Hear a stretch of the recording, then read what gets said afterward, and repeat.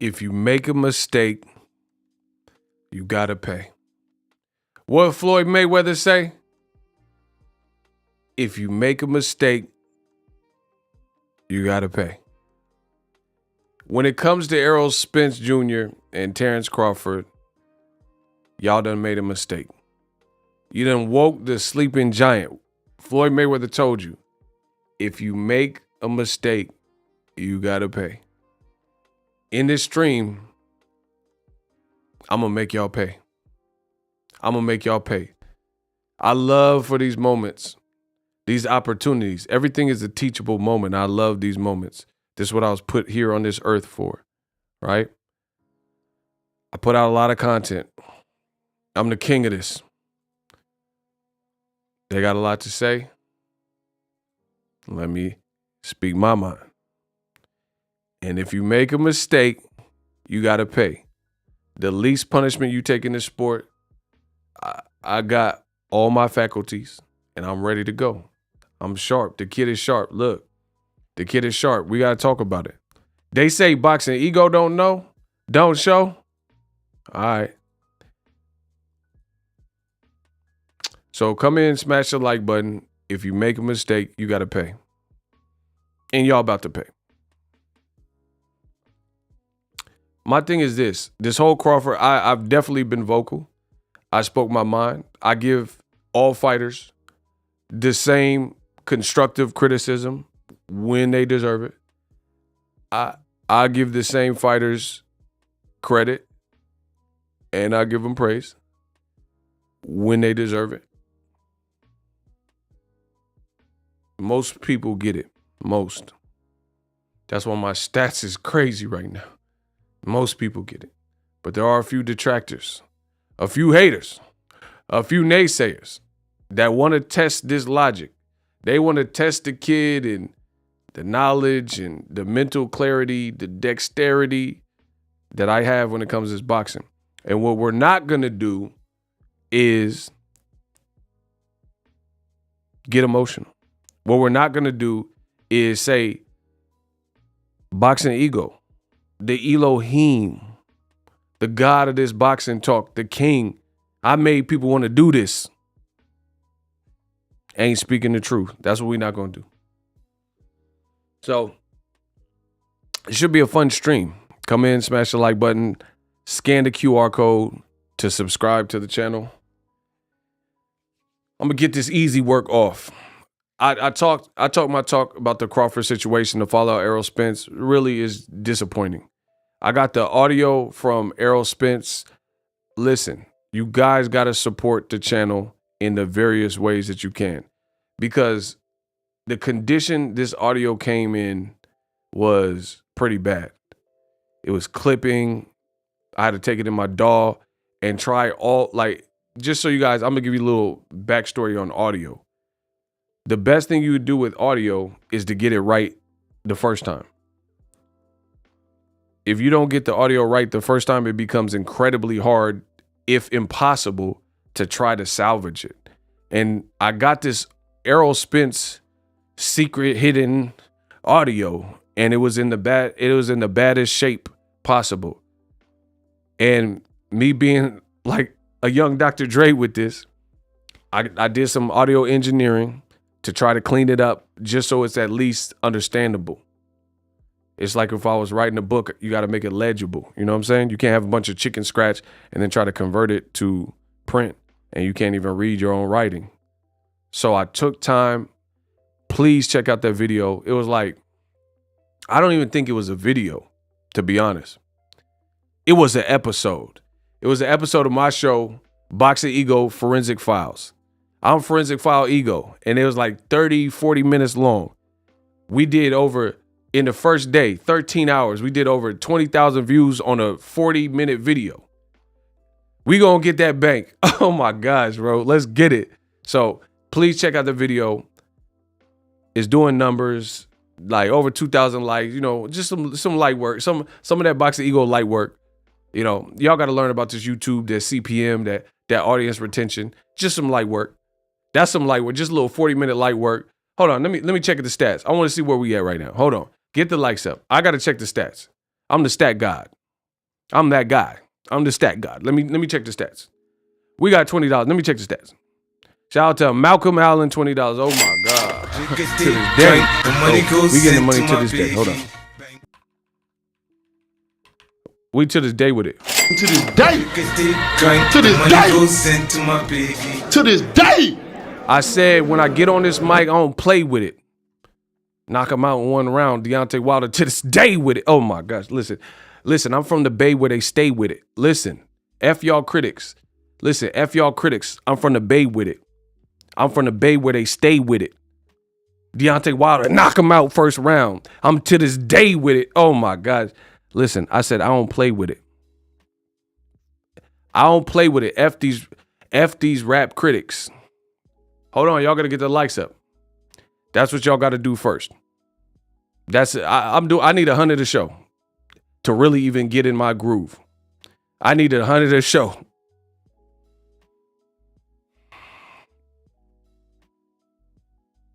I need 100 a show to really even get me hyped up. Get the numbers up. Let's go. I said, when it comes to this boxing talk, I don't play with it. I'm from the Bay where they stay with it. Deontay Wilder, knock him out first round. To this day with it. I'm to this day with it. Stop playing with me. So F these boxing critics. They all got something to say. Okay. Let me get my work off. So let me check the numbers. Hold on. I got a little. Okay, so we did a light 35,000, over 3,200 likes. The video ain't even been out a day. It's cooked and it's 40 minutes long. Woo! Shout out to YouTube, shout out to Google. We eating off this one. So this is gonna be a fun show. Get the likes up and let's do the Boxing Ego roll call. And then I'll get right to the proceedings this evening.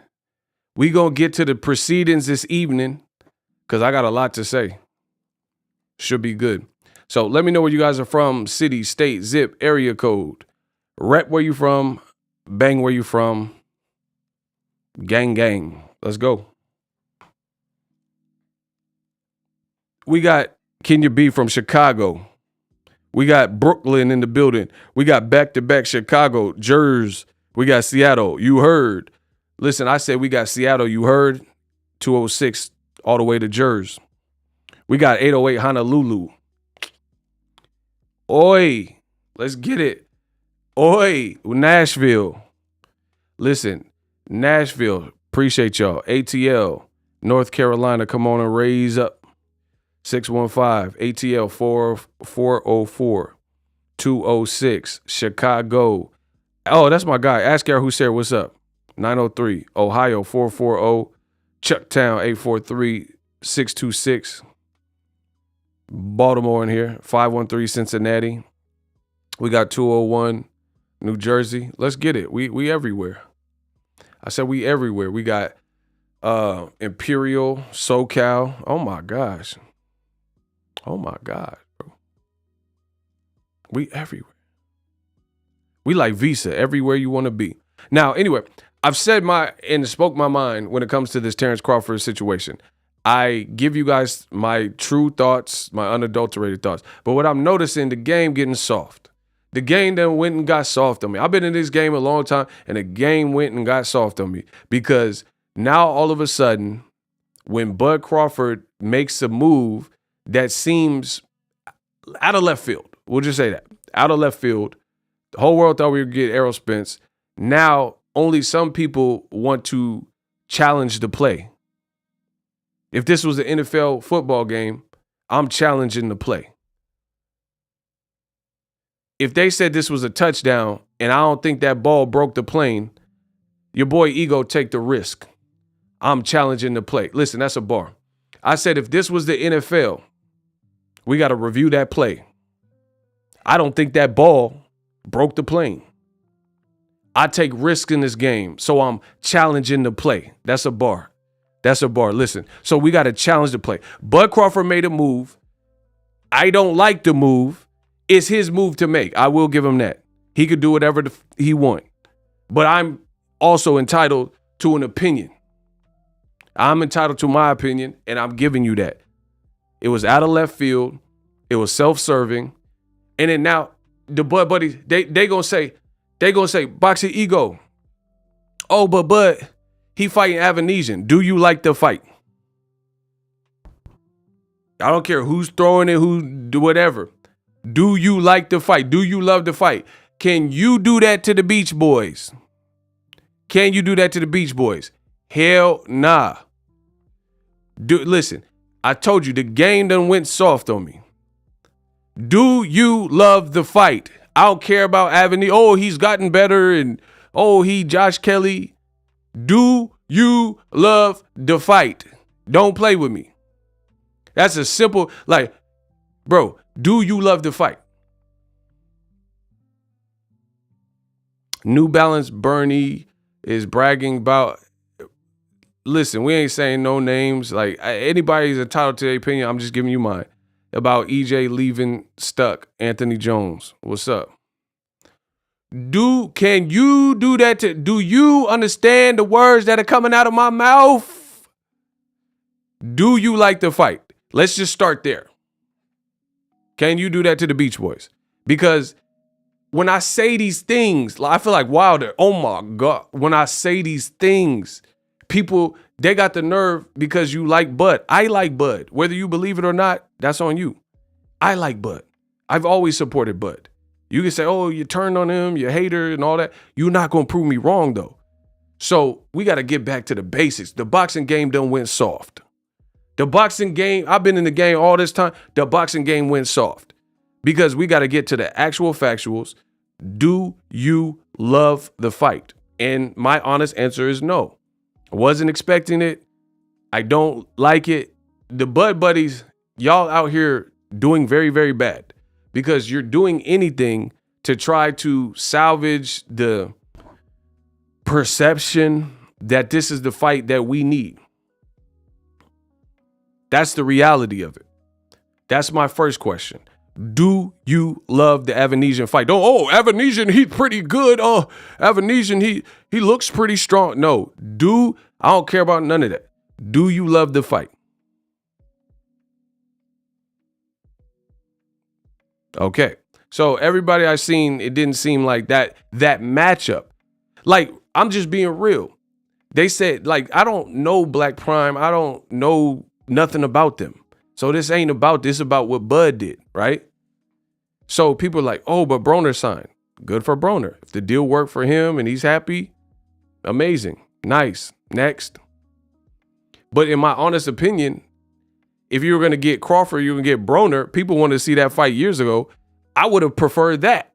And that's not even the fight that absolutely needs to happen. But based on the fanfare and the sellability of Broner having the showmanship, I would have preferred Broner and Crawford, to be real. That's just my honest opinion. Oh, man. Antarctic Bears, Archbishop, I would have preferred that than David Avenesian. Bro, listen. I said, if y'all act up, my shooters, the pistols is squeezing. You could have picked Broner, anybody under the sun. You chose David Avenesian. You want us to forget the boy done got amnesia. Listen, I'm barring y'all up. Listen, I said, welcome to the land where my shooters is squeezing.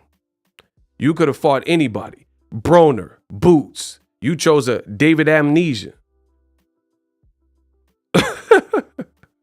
Oh, y'all go get that work. You go get that work. Bro, listen. I said, come to the chat where the pistols is squeezing. You could have fought anybody. Broner, Boots, Virgil. You chose a David Avanesian. For no reason. Listen.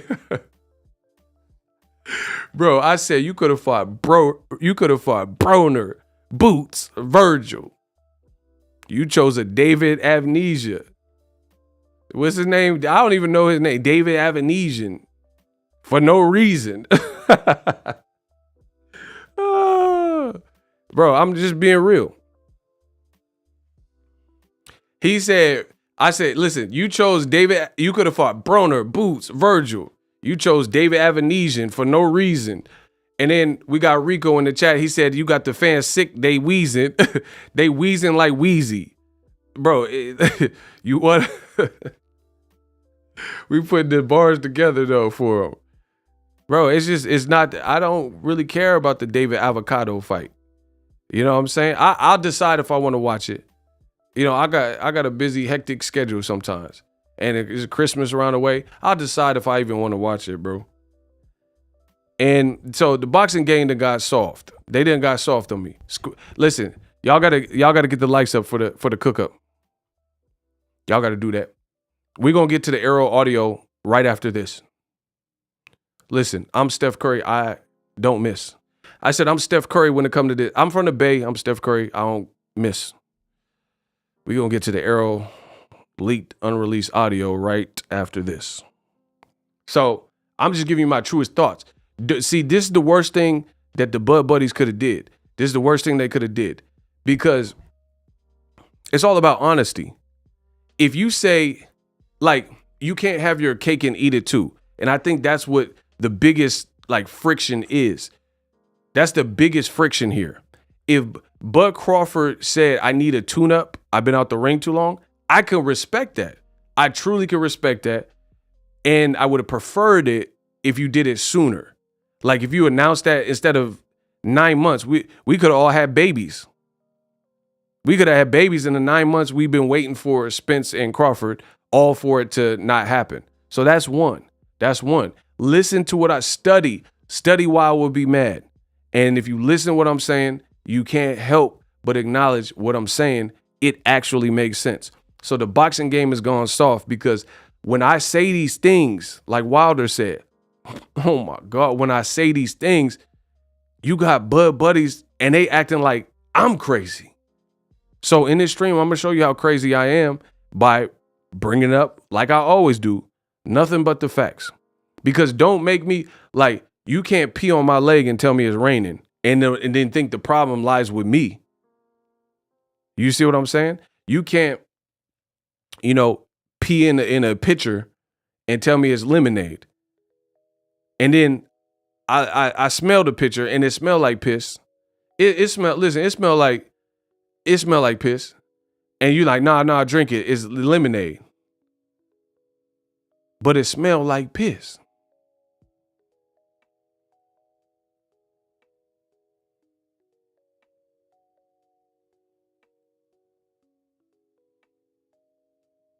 Bro, you done got a pitcher and filled it with piss, and you're telling me it's lemonade.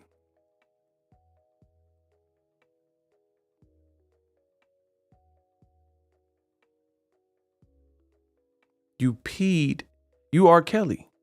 You peed in a pitcher and you're selling it as lemonade, right?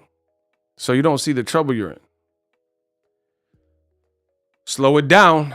I just dissed you. I said you pissed in the pitcher. Listen, slow it down. I just dissed you. I said you pissed in the pitcher and you're selling it as lemonade. You don't see the trouble you're in. You're in.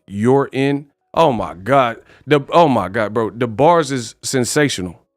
I told y'all this is not what y'all want. I said you pissed in a pitcher. You pissed in the pitcher. You selling it like lemonade. You don't see the trouble you're in. You're in. Oh my God, bro. Let's go. Just light work. It's a light day for me. Get the likes up. You don't see the trouble you're in. So it's just, I would respect it more if you just said what it was. if you just said what it was and just say, I need a tune-up. But what we're not going to do is say Errol Spence is ducking and he's cowardly lying and all this other stuff, and then you the one that chose to fight someone else for whatever reason. Does that make sense to anybody? The boxing game done gone soft. Listen, does that make sense to anybody? Does that make sense to anybody to say, I wanted to fight, blah, blah, blah. He's the yellow belly coward and all that stuff, but you went a different way for whatever, for any reason. And the Bud Buddies down so bad, they like, oh, but he getting 8 figures. They say, listen, I'm going to make this painful. I'm going to make this painful because, again, what you're not going to do, I worked my whole life to establish my name and establish my dominance in this game. That's not going away overnight by anybody. So if they want to come for the crown, then you best not miss. And you got to make sure you got your facts lined up. You got to do it because what I'm saying is all factual. And it's about to get real bloody. It's about to get real ugly. Because at the end of the day, you're not going to say that the thoughts I have sound crazy. Like everything I said is that of a rational, reasonable thinking. I'm not calling Bud names. I've never said that Bud is not a great fighter. So you got to question the opposing side that do. I've never said anything crazy about Bud. I've never even said he wasn't a good, like, I could get emotional and say, oh, Bud can't fight. I've never done that. I've never done that. I've never taken away from his ability to scrap and said he wasn't a good fighter. But what I'm not going to do is play y'all little game and act like I love a fight that I don't love because you want me to love it or because he's getting 8 figures. Surprise. Listen, I'm going to show y'all the fakeness in the game. Because the boxing game done went soft. Guess who else got 8 figures? I was born. What'd that say?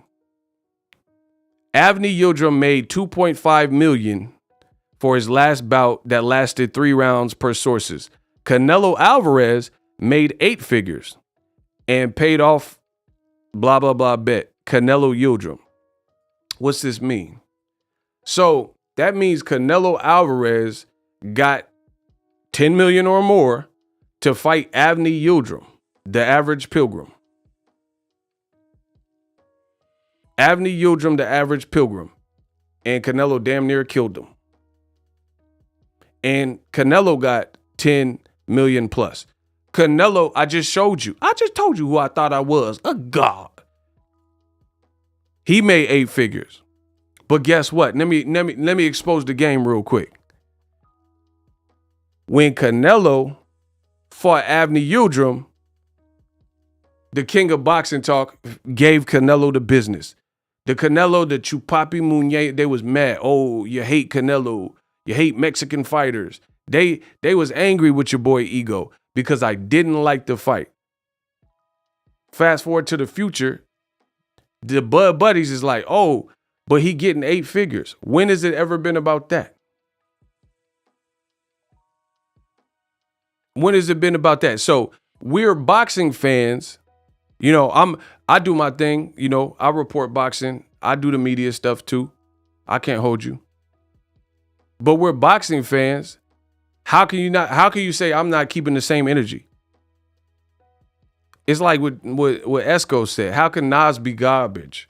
Send me autos at your cottage. How can I be garbage? How can I be the one that's not keeping it real? How can I be the one that's not consistent? How can Ego be garbage? Send me autos at your cottage. Bro, how can that be the case when Canelo fought Yildirim, I didn't care how much he makes. Listen, I said, how can that be the case when Canelo fought Yildirim? I didn't care how much he made. The bars is back. I fed Canelo, and he bigger than Crawford. And I fed him. The biggest, listen, you can say whatever you want about me. I got heart. I use my platform and it's consistent. It's consistent. The message is consistent. That's not the case for everybody. Some people don't like Canelo for whatever reason, and they love Bud, and then now you're seeing the energy shifts. The energy shifts. My energy all the same. Y'all know what I was saying about Canelo Yildirim. I never said, oh, I love the fight all of a sudden with Canelo. I was born because he was getting 8 figures. I never cared about that. So now we're getting to see that I'm the king of boxing talk and I keep it consistent. I didn't care for the Canelo Yildirim fight. And like I said, Canelo is bigger than Bud in boxing. So, you know, there was people that didn't like what I had to say then when he was fighting the average pilgrim dude. They were like, oh, the Canelo fans, they was mad. Oh, you always do this to Canelo. Ah. But one thing you can't say about me in challenge is that I'm not consistent. You can't, I'm showing you. And if you don't believe me, the videos are still up. And you'll find type in Canelo Yildirim and you'll type in the boxing ego in the search. And we do numbers, so it's definitely going to come up. And I was saying that the same way I treated that fight. And here, I don't, just so I can make this clear, everything I do is on a case-by-case basis. I look at Crawford as a pound-for-pound great, right? He's up there. Top 3, top 1, 5, whatever. He's somewhere in there, right? For everybody, he should be. Same thing with Canelo. Old media was saying he was top 5 and all that stuff. So how, the boxing game done got soft on me. How can you be top 5 and frequently bypass the fights we want to see you fight, like Canelo was doing, not fighting I'm not fighting Benavidez, but I'll fight Caleb Smith. Oh, I'm not fighting Charlo or Andrade, but I'll fight Yildirim. And I criticized. So I said, hey, that ain't right. That ain't right. Canelo got to face some work. He said he can beat Mayweather now and all this other goofy stuff. Yildirim, that's not going to really cut it. We don't need to see that fight. I never once said, oh, I love the Yildirim fight because Canelo is making 8 figures. But then the Bud buddies, when I keep the same energy that I kept for Canelo Yildirim and had to deal with his fan base for being mad at me or whatever y'all talking about, I still did the same job. I got to be the greatest in boxing history. It's bar none. I got to be, because my morals, my values, my principles, what I stand on does not change. It's not compromised. I don't bend. I don't fold. I have a vision. I do look at it on a case-by-case basis. And to me, I think the guys who are ranked like pound for pound, they're held to a higher standard. But you're also have to be held to a higher standard because you're higher, like, viewed and ranked. So I get bread. I don't have to do anything for bread, or I don't have to do anything to, deceive. Like, if I don't like a fight, I don't like a fight. And there's probably nothing many can do unless you can enlighten me. But I know you can't enlighten me because you're not going to speak more facts than what I'm saying, because what I'm saying is the truth. So that's what I'm saying. You're seeing a paradigm shift when Canelo fighting weak Yildrims and all these other garbage fights, instead of the same PBC, it's the same setup. It's just different people. Canelo could have fought better fights with PBC. Benavidez and Charlo are the ones. Even the Errol Spence catchweight would have been a bigger fight. And he said, oh, I'm going a different way. I'm fighting Bevo, which is, Bevo wasn't coming off the best performances. And he was like an afterthought. No one was really thinking about no Bevo at that point. So that fight didn't seem like the bypass this great PBC deal to go and do that. So in all these occurrences, I kept it consistent. And the thing that's worse is, one, Canelo is bigger than Bud. There's no dispute. Listen, does anybody believe that Bud, not better skilled, because I think Bud is better skilled than Canelo, but that's not what I'm talking about. Does anybody in this room, I'll beat any man in this room in less than 60 seconds. Does anybody in this room believe that Canelo is a less star? Listen, if you say something dumb, you're going to get blasted. Enjoy. Is Canelo a bigger star than Bud Crawford? If Canelo is the bigger star, put your C's up. We're doing B's and C's. if Canelo is a bigger star than Bud Crawford financially, A-side wise, you put your C's up. If you think Bud Crawford is a bigger star than Canelo, not more skilled or who win, bigger star than type B. And if you say something goofy, it's all you getting off. Please believe it. Believe it, please. Okay, so everybody with the damn brain is saying that clearly Canelo is the bigger star. Okay, part 2 of my question. Canelo, if he has a better resume in his whole career and fought the better names when he fought them, everything, all things considered, type C. If you believe Bud Crawford has a better resume than Canelo Alvarez, then type B. Because Canelo's been undisputed. Bud's been undisputed. So that's a wash. That's a wash. They both at this point have accomplished undisputed. So Bud Crawford can't just sit there, oh, I was undisputed. Errol has never been undisputed because we talking about Canelo. We talking about Canelo. He could say he's been undisputed as of me recording this video. So that's a wash. They both have that in common. And truth be told, Canelo beat Caleb Smith undefeated and Caleb Plant, who just knocked out Darrell brutally with one shot. He knocked out Caleb when he was undefeated, which is better than Ndongo. That's better than Ndongo. Bud and Canelo are even. In what way? You got 10 seconds. Ovaries or whatever your name is. Ovaries. You got 10 seconds. How is Bud's resume equivalent? See, this is what the Bud buddies do. When I turn up the heat and they start sweating, my man's ovaries and all they start saying stupid stuff. How does Bud, he has less fights. They have undisputed in common. And Canelo can say, oh, I fought Floyd Mayweather. Bud can never say I fought a guy as good as Floyd Mayweather. So ovaries, you got 10 seconds. My man fallopian tube, ovaries, whatever your name is, you got 10 seconds. Because you know that's stupid. But again, you're trying to save Bud and my man he's ovulating, you know what I'm saying, ovulating. And then he overstating and ovulating. Like, come on, bro. And then now he's just saying whatever. And now you're good. See, and this is what the Bud, get him out of here. Get him out the chat. Let me get a lifesaver. He need the lifesaver more than me because you out of here. Let me get a lifesaver. I told you it's all stupidity. It's all stupidity. So now we gotta go up the fallopian tubes and get rid of them ovaries. It's over. It's over. We gotta get rid of ovaries. It's over. He out of here.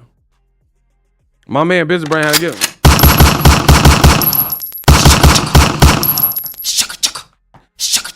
And still undefeated. So once again, when I'm saying these things, they come with all kinds of wild distractions and they tenacting because they tough acting, but they're not saying nothing. We know Canelo has Canelo makes more money than Bud. Canelo got a better resume than Bud. Canelo has undisputed in common with Bud, and Canelo has the better list. Okay. Canelo fought Floyd, Cotto, Triple G when he was undefeated, Triple G a second time, Caleb Plant, who just knocked out. Name 5 people that Bud beat that's better than that list. I'll wait. Write your top 5. Don't say, oh, but no, but bad. Hey, I got him stuttering. Listen, I'm bad to the bone. The Bud buddies, I got them stuttering. They like, bad. Why I got them stuttering though? Why? I told you I'm great. I'm a flourish. Bud.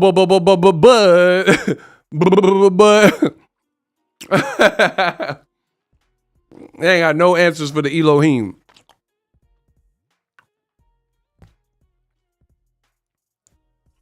I named 5 Canelo fights, and I don't agree with everything Canelo do. Y'all know that. I say it too. And they stuttering. Bud. Head nurse, Bud. Said leave this one alone. You could tell by the way that you were bad to the bone. Bud. I got him stuttering. Stuttering Stanley. But they stuttering. You know you can't name 5 motherfuckers that beat that list from Canelo. Okay.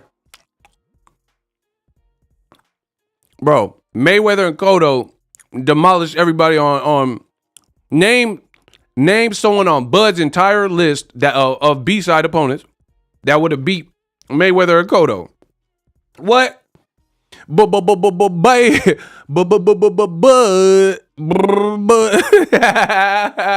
Bro, name anybody Bud has fought in his whole entire career. Because he keep bringing up, I've been through multiple divisions. True enough. Name anybody from any of them divisions that would have with Floyd Mayweather and beat him. Name anybody from the divisions that would have beat Miguel Cotto in their careers. Not when they was old or something. Because even Floyd, man, come on. I ain't talking about like the worst version of Cotto when he lost to Saddam Ali. I ain't talking about that. I'm talking about Cotto, the one Mayweather fought, the one Pacquiao fought. Let's play. Spin the wheel. Y'all want to play Russian roulette? Okay, get your head blown off. Listen, I'm gonna put y'all in more pain. We gonna spin the wheel. That's gonna go to your brain. That's that Kurt Cobain. Come on, let's go. Kell Brook and Amir Khan. Who they beating? Who? Bro, what? This man said Kell Brook, who lost to Sean Porter. Kell Brook, who got stopped by Errol. And then Errol put him on a chain.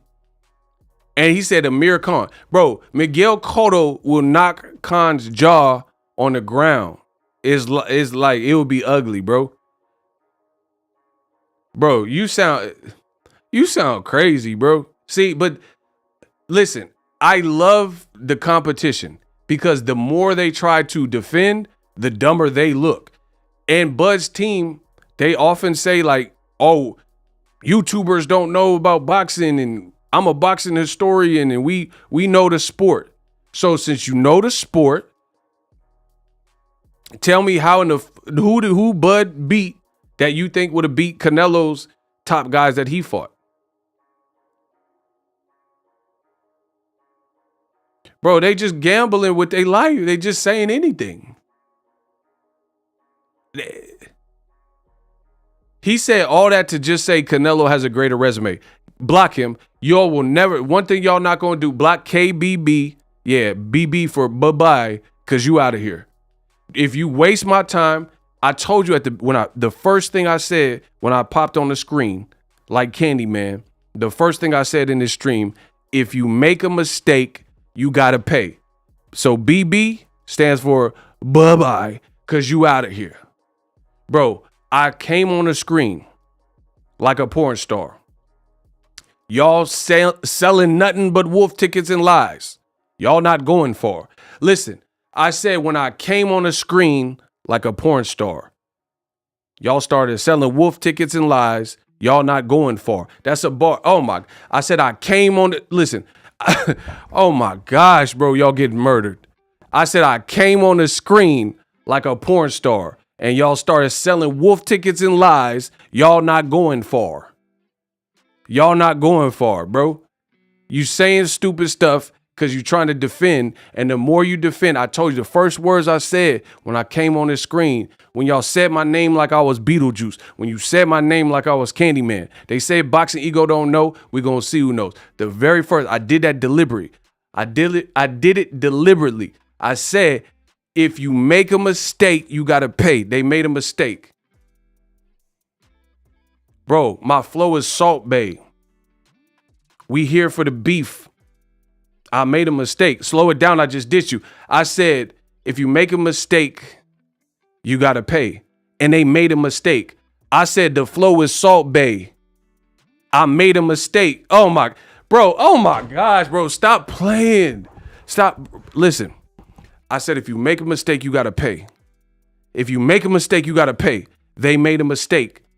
I sat them down like Salt Bay. I made a mistake. I'm ready for the beef. Let's go. Oh my. Keep play. I told you they can't keep up. They can't. I said with it. Oh my gosh, bro. Listen. Give me a wine back. Give me some Don DeMarcos. Let's go.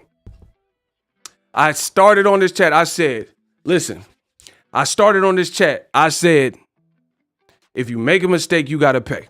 And they made a mistake. I sat them down at the table like Salt Bay.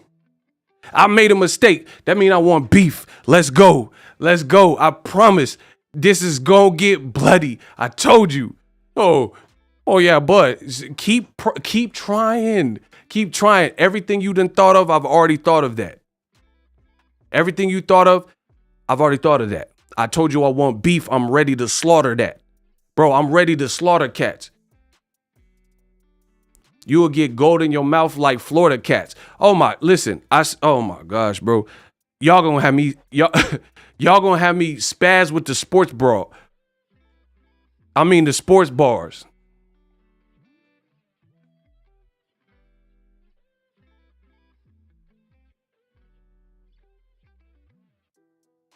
It's about to get ugly. I promise you.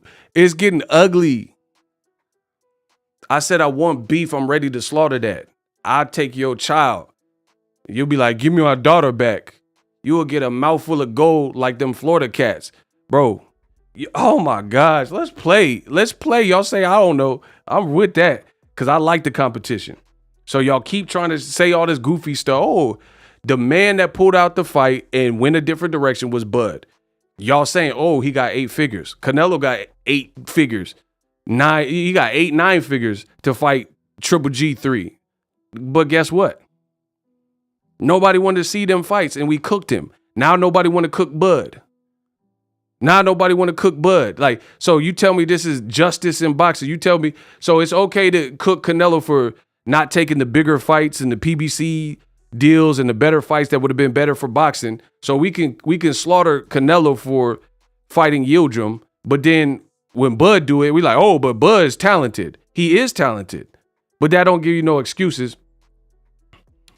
Listen, if y'all want me to go to the Errol Spence tape that I made, everybody put a shark emoji or type big fish. And y'all gonna get a big wish. If y'all, listen, you gotta work with me. Y'all gotta work with me. I'm not gonna lie. You the one that didn't switch up. There's nothing to switch up. This is me. This is not the fight I like. If y'all want to see this clip right now, we'll get right into that portion. Type big fish or put your sharks up. Put your sharks up. Real is real, wrong is wrong, right is right. It's that simple. And we fighting a good fight. Let me get some lifesavers. Y'all want to hate? Let me get some lifesavers. Let me get my energy back. Okay. They say, I don't know. We gonna see. By the end of the stream, we gonna see. Roll the clip. He just said, I guess Crawford don't really understand what's going on. He asked a question and Crawford don't really understand what's going on and he asking questions. This is Errol in a secret recording. Now y'all gonna get it. Let's go. Let's go. Let's go. Now y'all gonna get to work. I'm gonna give it to y'all. Y'all want it. I'm gonna give it to you. Y'all want it. Listen, everybody type Burger King because you about to have it your way. Everybody in the chat type Burger King because I'm about to murder things. I'm about to murder things. If you want to have it your way, everybody type BK or Burger King. Yeah, we gonna see. Actually, let me, editors know because I got principles and integrity with my I did make a mistake. I don't really make mistakes, but I guess I made a mistake. I guess I made a little boo-boo. Terrence Crawford making bad decisions. A little boo-boo. Slow it down. I just dissed you. Slow it down. I said I made a mistake. A little boo-boo. Terrence Crawford making bad decisions. He a little boo-boo. Boo-boo Andre. Oh my gosh. I said, Boo Boo Andrade. Better get your Band-Aid. I said, oh my God. Listen, Boo Boo Andrade. Better get a Band-Aid. Boo Boo Band-Aid. Bro, I promise you my mind just works different. And y'all gonna see. I said I made a mistake. A little boo-boo. Terrence Crawford, the king of making bad decisions. He a little boo-boo. That's Demetrius Andrade. Get a damn Band-Aid. Listen, a bunch of fan play. Oh my, I'll put your face in the fan blade. Let's go, bro. Listen, let's go. Let's go. Let me clarify this real quick.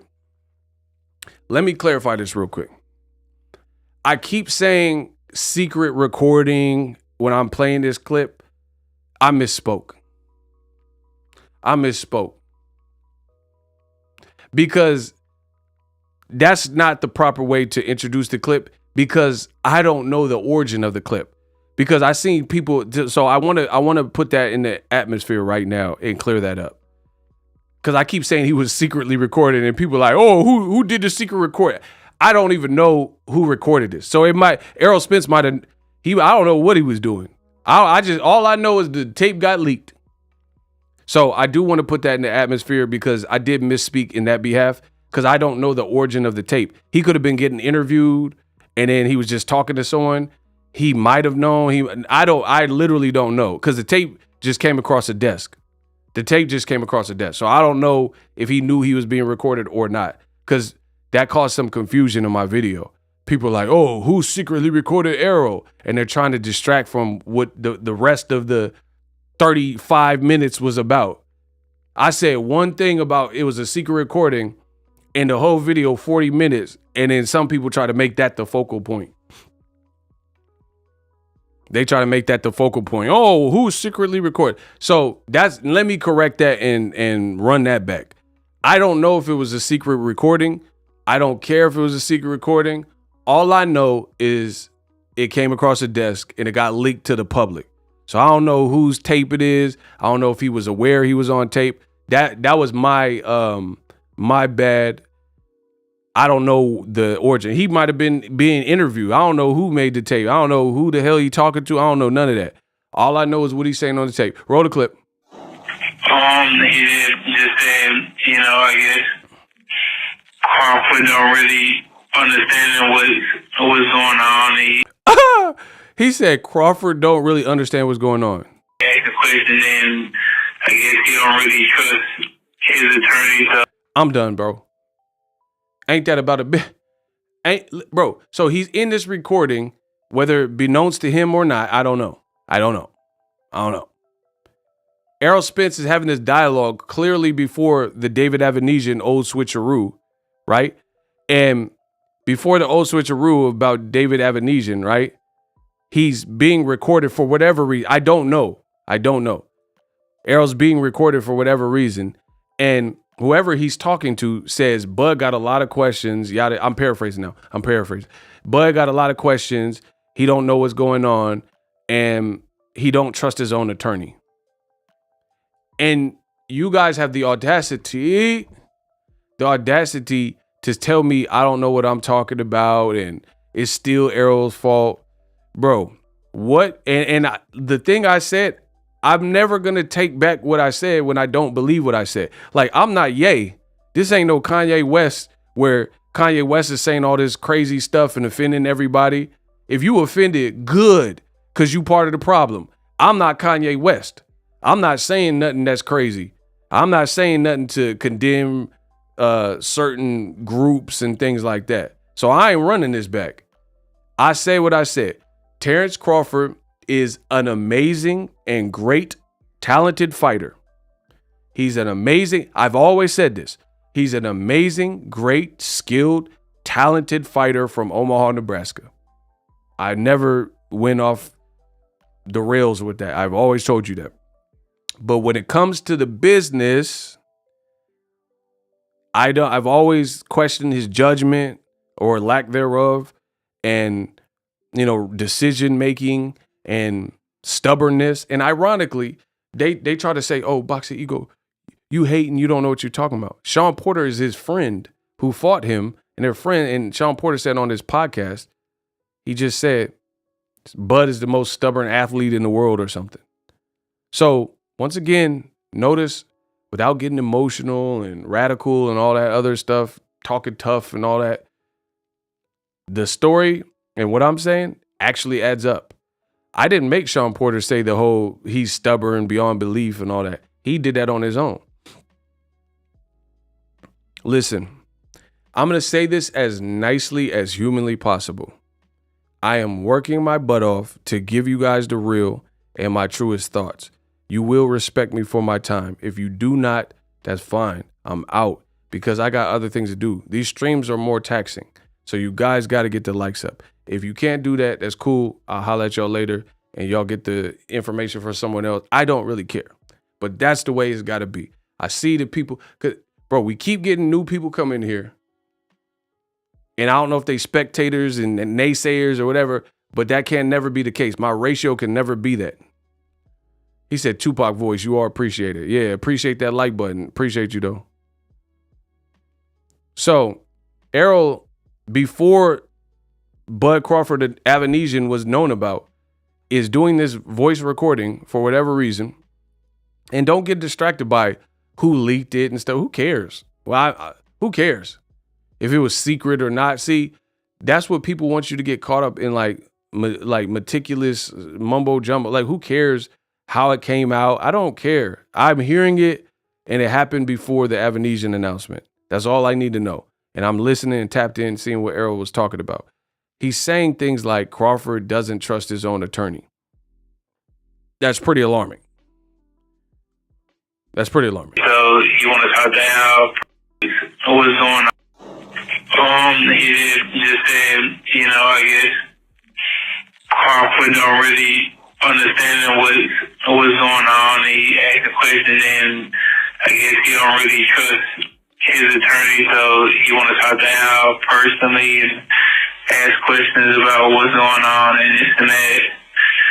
So I don't know, but he said he should be getting wrapped up shortly. So okay. He says it should be getting wrapped up shortly. Hand over heart, let's play swear to God.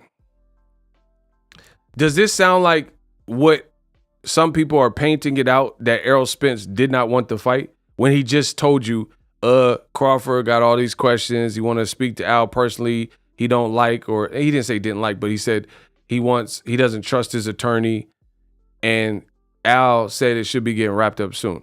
So some people are trying to paint it like Errol Spence is ducking and afraid and PBC lowball and didn't want. Why would he say it should be getting wrapped up soon if he was not under the impression that it would get wrapped up soon? Does that make any sense? So if he knew he was ducking Terrence Crawford, like some Bud buddies are trying to spin it, right? Does that make sense to have made that statement? It should be getting wrapped up soon. And he says other things similar to this in the deeper in this audio. You guys got to watch for the full audio. You got to check out the video. It's almost 40 minutes of heat. Almost 40 minutes of heat. I took my time with that one. You'll see it. It's like one of the last couple of videos I did on the channel. And it says leaked audio, blah, blah, blah. So y'all check that out after the stream or whatever. It's a good watch and you can hear it. And I play it uncut and then I do the review on it. So get the likes up, all that good stuff. Doesn't sound like the actions of, oh, he's ducking and all this other stuff that, some people are alluding to. It should be getting wrapped up, but he's running from the fight and all this stuff they're saying. The other question that I would have is, what would urge Errol Spence to say he don't like his attorney? Or, excuse me, not like it. He doesn't trust his attorney. That's what he said. What would make him say that?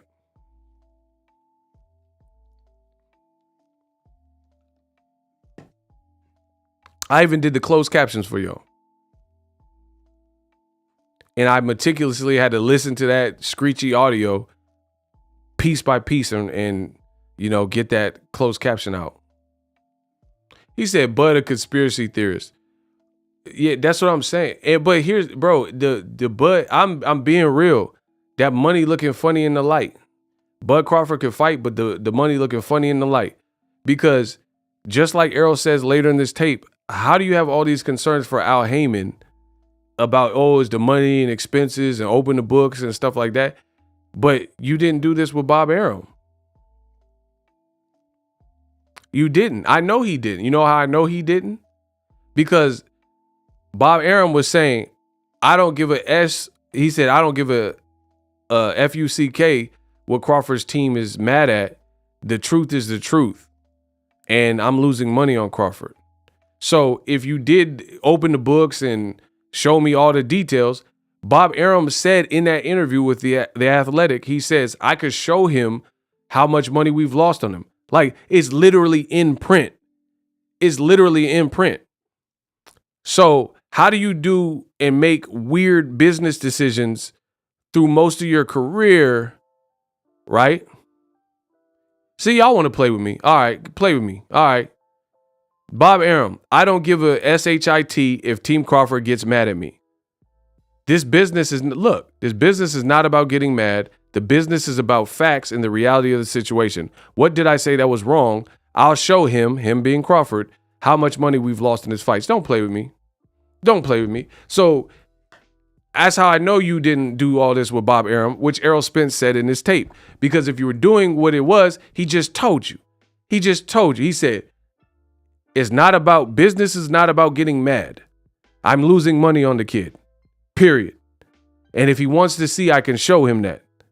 So how's Bud all of a sudden, when he gets to PBC, a company he's never worked with, all of a sudden he's an accountant. He got his glasses out. Oh, I'm Bud Crawford. And then you hire an attorney. Who hires an attorney but then doesn't trust their word or their guidance? Why are you paying that person? Bro, why? That's like hiring a barber that you don't trust and they're going to push your line back.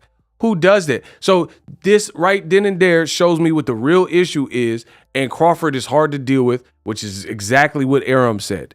And he said Arum said that Bud's going to want a huge guarantee and it's going to make the fight hard. That's basically what Arum said. And now all this stuff is coming to light. You don't go to a barber that you don't trust unless you're just goofy. And then once they push your scalp back, you know what I'm saying, scalp you like a Native American, last of the Mohicans, and you're not going back to that barber.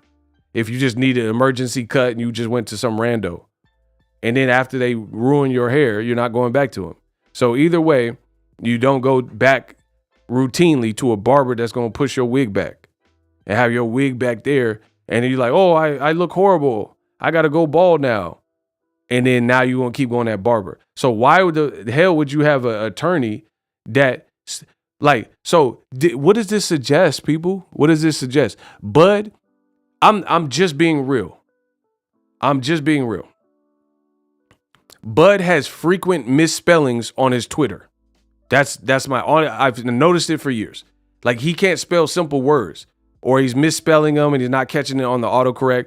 Weird capitalizations and grammatical errors are frequently found in Errol Spence. In Terrence Crawford's tweets. Frequently. It's your page, verified page, and it looks like a child wrote it. I'm just being real.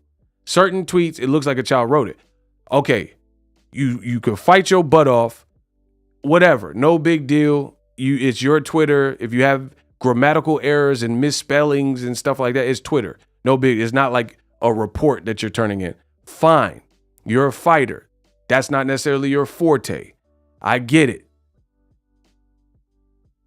But if you're writing like Billy Madison on Twitter and it's all these punctuation, weird commas and lowercase, starting a sentence with a lowercase and all these grammatical errors, but then you want to talk to Al directly and you don't trust your attorney, that seems a bit weird. That seems a bit weird. That you're typing like Billy Madison on Twitter and misspelling words and simple words and stuff like that. Go look at his tweets, bro. Oh, penguin, go back to the zoo. You treat you respectable, lad. Bro, you type it like Billy Madison. Oh, Veronica Vaughn, want to touch the hiney. Oh, everybody's peeing their pants. It's the coolest. Bro, everybody's peeing their pants. It's the coolest. Look at how Crawford tweets, and then you'll see what I'm talking about. Oh, everybody wet themselves. It's the coolest. I think Mortal Kombat is a very good game, but Donkey Kong sucks. You know, so you suck, bro. You typing like Billy Madison, but then you gonna know more than the attorney, and they speak that language. They speak that code. Man, I'm not searching through this man's tweets to find the Billy Madison. You do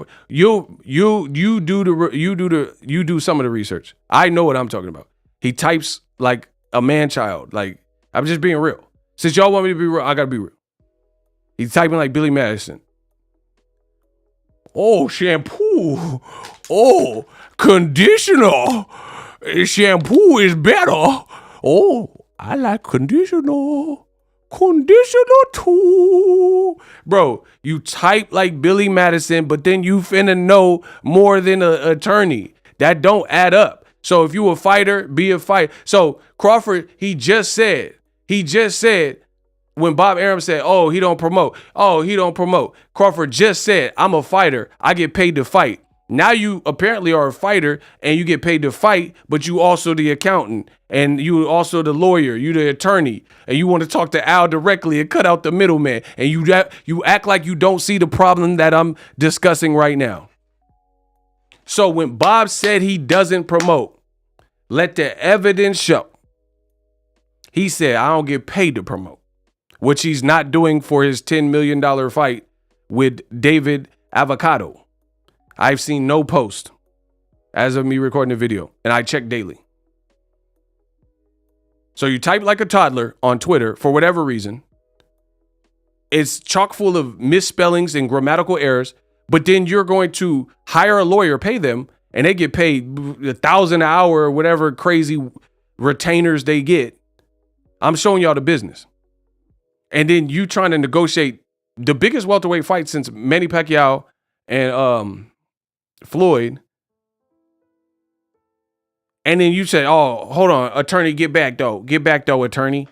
I got this. Let me talk to Al. What you going to do, bro? These are like people, Ivy League school. Like Bob Arum graduated from Harvard, bro. This is not my opinion. Look it up. He a lawyer, graduated from Harvard. Bob Arum, whether you like him or not, is a Harvard graduate. Al Heyman is a Harvard graduate that came over from the music industry working with the biggest acts like Beyonce and Michael Jackson and Whitney Houston. And he did Eddie Murphy Raw, I think. You know what I'm saying? And then you got this guy from the cornfields, Children of the Corn Bud, and he hires his own attorney that's representing him and trying to conduct the Errol Spence fight. And from what Errol is saying before he pulled out. So again, that matters. If this tape was done after, anyone can say anything after the fact. This was done before, and it's apparent because he's like, yeah, I think the fight could happen in January. We wrapping up. He's saying stuff like that. So you mean to tell me they set this up and did a tape after? Like, come on, bro. That's probably why whoever leaked it, to be honest, that's probably why they leaked it. Because they knew they had conversations and they knew the conversation would come out to the public. So they opened up a burner account. Somebody leaked it because they wanted to set the record straight because they trying to make Errol Spence look like he ducking and he the problem. So that's probably why it got leaked. I don't know who leaked it. I don't know who the mole is or whatever. I don't even know who recorded it or who he's even talking to. But I heard what I heard. And he said before the Avenesia fight was ever known about, that Crawford doesn't trust his own attorney. That's weird, bro. And again, it's weird on both. Like, let's say you're trying to save money, but you're buying a lot of fast food. I'm the king of analogies. Let's say you're trying to save a lot of money, but you're buying a lot of fast food, right? It doesn't make sense if you're trying to save money to go out and buy a lot of fast food because that's going to add up really, really, really quick. But what's even stupider, what's even dumb and dumber, right? What's dumber is this. You're trying to save money. Y'all got to get the likes up. I know y'all going to get the likes up. What's even dumber is trying to save money, but then you're eating a lot of fast food, but then you're also spending a lot of money on groceries. That don't make sense, because now you're shooting yourself in the left and right foot, because you're eating fast food, which is going to add up. You bought a bunch of groceries that you're not cooking, so you're not using it. And then some of the produce and stuff, you got to throw it away, or the yogurt, you left it in there and didn't eat it because you went to fast food. So you're actually, it's a double whammy. You guys get what I'm saying? It's a double whammy, because you bought all these groceries and then you let it go to waste and expire. You let the milk curdle, so you had to throw it away. So you lost money there, and then you lost money on the fast food, right? So imagine I'm questioning Bud's business acumen. That's the only thing I've ever said about him. It's suspect. And imagine what I'm saying. And Bud hires an attorney who gets paid, I'm sure, handsomely, but then you don't trust them. Why would you have anyone on your team you don't trust? So you're doing, and then why would you hire an attorney just to only talk to Al yourself and do negotiations yourself? Bro, this is the dumbest. So if you can't see what the true problem is, Bud, then you're just a lost cause. That would be like me hiring a lawyer to fight a murder beef. Let's say I'm in court and they say, oh, Boxing Ego shot and killed someone, right? So I'm going in front of the jury and all that against a murder case. And then I pay for a lawyer, and then I say, shut the hell up, lawyer. You go sit over there. I'm going to defend myself. If you're going to represent yourself, then why did you hire the lawyer? So that's just stupid. But in the Omaha cornfield somewhere, children of the corn, this makes sense. This makes sense to hire a lawyer to represent you, but then say, shut up, lawyer, even though they studied their whole life or whatever, past the bar and all this stuff to get there. And you say, I'm a do this. And then you're going to sound like that black dude with the dreads. And he was like, let the evidence show. Hey, remember the dude that bro, don't play with me. You know I'm the illest to ever do this. Y'all know, listen, y'all know I'm the illest to ever do this. Don't play with me. Bro, I know y'all know what I'm talking about. He had a murder case. They said he murdered like 6 people, 3 people. And he was representing himself in court. He was like, Your Honor, let the evidence show. That's Bud Crawford. Whatever cuz name was, that's Bud. Where I found him. Stop playing with me, Smokey. I'm the realest one to do this. Bro, I don't know what cuz name is, but that's Bud Crawford. I'm gonna show y'all. Look, he think he killed it too. He bodied that. Remember? Bro, you look like Kodak Black trying to represent yourself. Know that black. Like, bro, look at him. Bro, that's Bud. He's like, yeah, I'll talk to Al myself. Let the evidence show. Look, he getting hyped. Bro, he don't got a lick. He ain't past the bar. He ain't got a lick. Oh, listen, hold on. Bro, here go Bud. Look. There go Bud Crawford. Bro, that is Bud. Bro, the man said, the evidence. Let the evidence show. I did not murder these 2 people. And the evidence go show, Your Honor, that I should be fully remiss and dismissed of all charges. Bro, you sound like a fucking, oh my gosh, bro. This Bud, there go Bud. Look, Bud getting hype, talking to Al. Bro, you look like the black Bart Simpson, and you screaming in court with no legal experience. All right.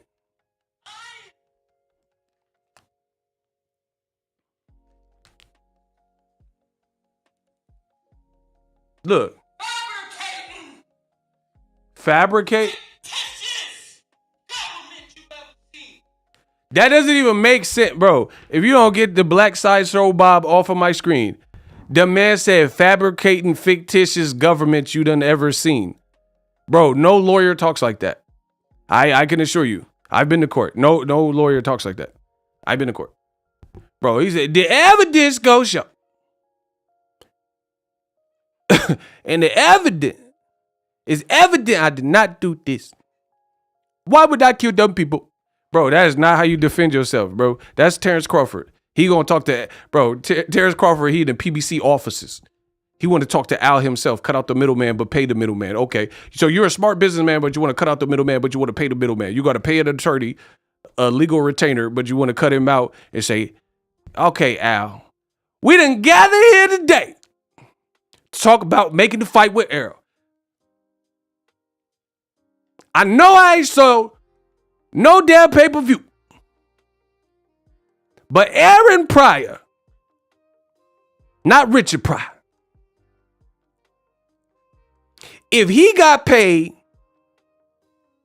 then I, Terrence Bud Crawford, I deserve to be paid too. Because Aaron Pryor, right before Richard Pryor, they was all getting paid, and Errol ain't the big fish. And I just slayed. In PBC, they got to break over the bank because y'all like to misbehave. Bro, get Nebraska, Omaha, Bud, out of here. That's not how business works. Bro, you have no numbers, cuz. You got no number, cuz. Like, none. None, bro. What I gotta say, like E4, Terrence Bud Crawford can fight his butt off, but he ain't got no numbers. Bro, I got a lot of bumpers. Bro, I got a lot of thumpers. I'm from the Bay. I got a lot of thumpers. Terrence Crawford did a bunch of pay-per-views, but he ain't got no numbers. What I gotta say, like 40? Come on, bro. I'm from the Bay. You feel me? Yar, bro. Stop playing with me, bro. That's not how you do. Terrence Crawford was with Top Rank, but he was on the bottom rank because they was taking care of Tyson Fury. He was taking care of Tyson Fury, and Bob Arum wasn't worried. Bro, your pay-per-views went double wood. And it's time to set it off. I'm going to put all these talking points in the coffin. That's Blair Underwood. I said your pay-per-views was no good. They both went double wood. I'm going to set it off, put you in the coffin. That's Blair Underwood. That's a bar. That's a bar. Bro, y'all getting barred up. Y'all getting barred up. I said your pay-per-view numbers were no good. They all went double wood. So it's time to set it off. Put them in the coffin. That's Blair Underwood. Coffin, Blair Underwood. Bro, it's me, man. Y'all can set it off, Blair Underwood. Oh, my God, bro. Oh, my gosh, bro. You went double wood and you think you go, let the evidence show that Terrence Bud Crawford. Bro, this go Bud. You don't even have.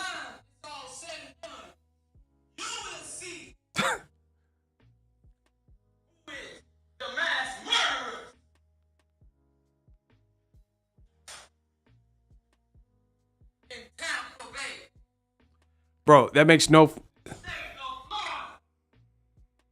Bro, that makes no sense. He said, by the end of this call, then y'all will all see who is the mass murderer of Tampa Bay, Florida. Bro, what the does that mean? You killed them people. How we gonna see the mass murderer is you? Oh yeah, and for the record, the guy got the whole sentence. All that jiving and whatever he was doing, he was found guilty for all the charges. But that's Bud Crawford. Don't trust his lawyer, but he want to talk to Al directly. Bro, you can't even complete sentence. You don't have like complete sentence structure on Twitter. And this is their lane. Al Heyman been involved in the biggest fights and Crawford think he gonna get it done. So there's a difference between stubborn and stupidity. Like Sean Porter's like, oh, Crawford, he's the most stubborn fighter in the world or athlete in the world. There's a difference between stubborn and stupidity. Like, you're out of your depth, you're out of your league. You're a fighter. You're a fighter and you get busy. You can fight. Nobody's taking that away from you.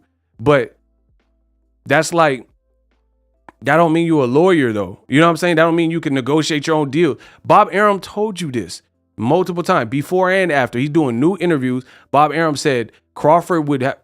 Do I got to pull it up? Does the boy ego got to pull it up? And everything I'm saying makes sense because I'm the best in the business.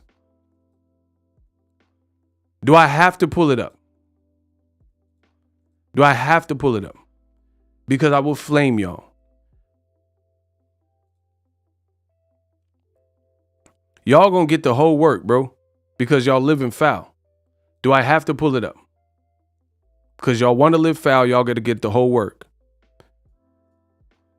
And nobody can save you. You're making the decisions you want to make. What it is, what it is. Look, boom. Bob Arum, Terrence Crawford. We lost money on every fight. That was the last thing he said when y'all went your separate ways. And he said it before y'all officially split. So you're entering new negotiations. You don't trust your attorney. And let me talk to Al. Let me see where the money is going every which way. Bro, just the fact that you said every which way shows me you're not on that level in terms of speaking the legal language. Because people that are in that world and in boardrooms and stuff, they don't talk slang. They don't say, oh, okay, so Isaac get 35%. And him's gonna get this percent, but the money go every which way. That's not how business, bro. So again, there's a difference between stubborn and stupidity. You're out of your league. You're out of your depth. You hire an attorney because they're going to be the ones that understand legal language, and they're going to see if they're like somebody beating you over the head in a contract. That's like, and it's no offense. There's probably contracts where if I'm intelligent, I know I'm intelligent. But there's contracts where that's not really my forte, is like analyzing contracts. There might be a sentence structure that's kind of weird. And then if you gloss over it, you might get jammed up in the wrong contract. And I'm not saying this to knock people. Like, I don't know what people's IQ is and all that type of stuff. Fighters are there to fight. I get that. But at the same time, you got to understand how business works. And it's the same thing. So I'm questioning Bud's business acumen. That's the only thing I've ever said. His team and all that, they get mad. Oh, you don't know what you're talking about and all that. But you're not proving me wrong. No one on his team has ever proved me wrong. Like, no name calling. See, just by way of Terrence Crawford's team, name calling everybody and, trying to fight everybody and stuff, you're proving my point. You're proving my point. That in and of itself proves my point. Because if you went to Apple and you're negotiating and you think they're lowballing you, you don't say, oh, let me speak to Steve Jobs, let me speak to, you know what I'm saying? You're trying to close a deal with Netflix, and then your man's is on YouTube and he's going bad on Netflix. Oh, Reed Haston, the cheap oh, he's stupid. Oh, get your daddy Reed. Get your daddy Al Heyman. If you think that's the proper way. So it's everything that they are doing. Everybody that's trying to save Bud and make him look good in this light so the money don't look funny in the light is actually proving my point and proving me right. Doing all that, it shows you come from a small place in Omaha where the population ain't as great as like New York, Bay Area, LA, and the bigger cities. If this is what you really and truly believe. So again, you're out of your depth. I'm not saying someone can't learn along the line, but you can't have failed and bad businesses and bad numbers and then come to the table when Errol Spence has been branded perfectly. There's no welterweight bigger than Errol Spence. Don't say Jaron Ennis. He's a beast, but he ain't bigger than Errol Spence. He ain't got no belt. He ain't got no belt. He ain't never done. He's not even on main events. So that's not a knock on Jaron Boots Ennis. That's the business. That's the reality. There's no welterweight that's moving the needle more than, don't say Pacquiao or Floyd or somebody that don't really fight for real. Bro, so everything I'm saying checks out. The fact that Crawford's team like insults people if you disagree, and you know, they want to hurl insults and say you're lying, but then won't say what you lied about. All that type of stuff is proving my point. So the best thing they would be able to do is just, he beat the simulation. If you're happy with the deal you have, he's getting $10 million. PBC was jiving or whatever y'all trying to say, then just let it be that. Ego, you act like you work for PBC sometimes. Okay. I don't work for PBC. Next. Bro, so once again, this is what I'm talking about. This is precisely what I'm talking about. I'm spitting all this game for free like I'm Gillian Wallow, $1 million worth of game. The only thing they can say is name call. Oh, you suck. I hate you. You work for PBC. You're an Errol Spence D writer. But they're not breaking it down better than I'm breaking it down. So once again, you, the viewer, you can listen to me and hear the argument that I'm laying out. And you can listen to all that static and noise. And you tell me what makes the most sense. For me, I don't have to jump out of my skin. I don't have to threaten nobody. I don't have to try to do tough talk and scream and rant. If you're happy with Bud's deal, then you're happy. Good. Me as a fan, and I know I speak for plenty. I'm the Robin Hood of boxing. Let me have my opinion. Why Bud's team mad? Because I got an opinion. Y'all got an opinion? I got an opinion. I never disrespect that man. I never said Terrence Crawford can't fight. Let me have my opinion. Y'all clearly have the opposite opinion of me, but y'all not explaining it. You're not explaining the process. I am. Terrence Crawford's man just did a video. He just did when they hate, don't they? Okay, shout out to Riviera. So, like I said, study. You see, I'm not angry. Like, this is business. It's business. Whether you like the content, you like what I'm saying, you don't want to give me an interview, I'm good with that. It don't matter. We could do it how you want to do it. You know what I'm saying? But one thing is, nobody's proving me wrong. That's what I'm about. Prove me wrong. Prove me wrong. Everybody want to say everything but that.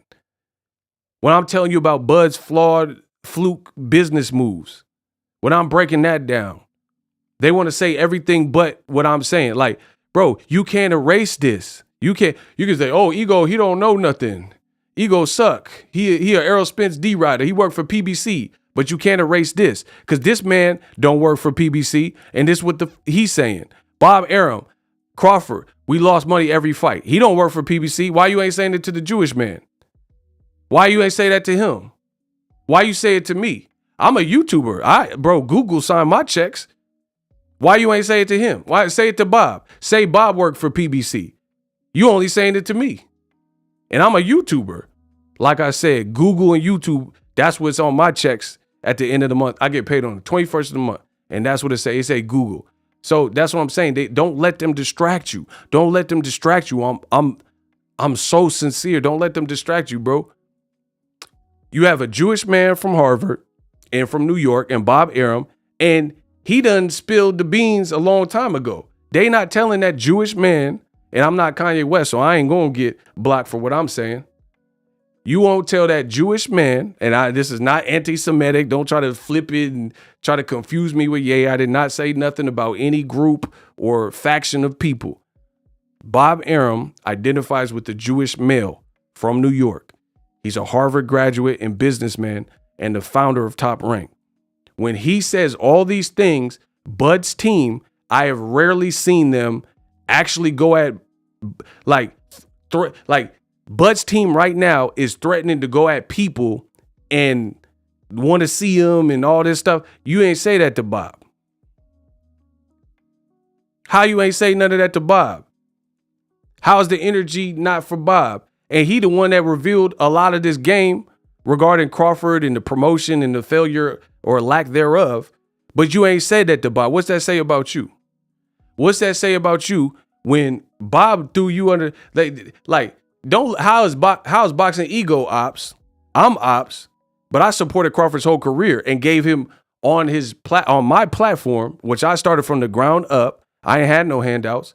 I wasn't born with a silver spoon in my mouth, Miss Hawkins. How am I the one? How am I the one that switched? First of all, me and Bud never did business together. That's a fact. I ain't never did business. I don't work for Top Rank. He don't work for me. I ain't never worked for him. We ain't never did business together. And I still uplifted that black man. I still uplifted him.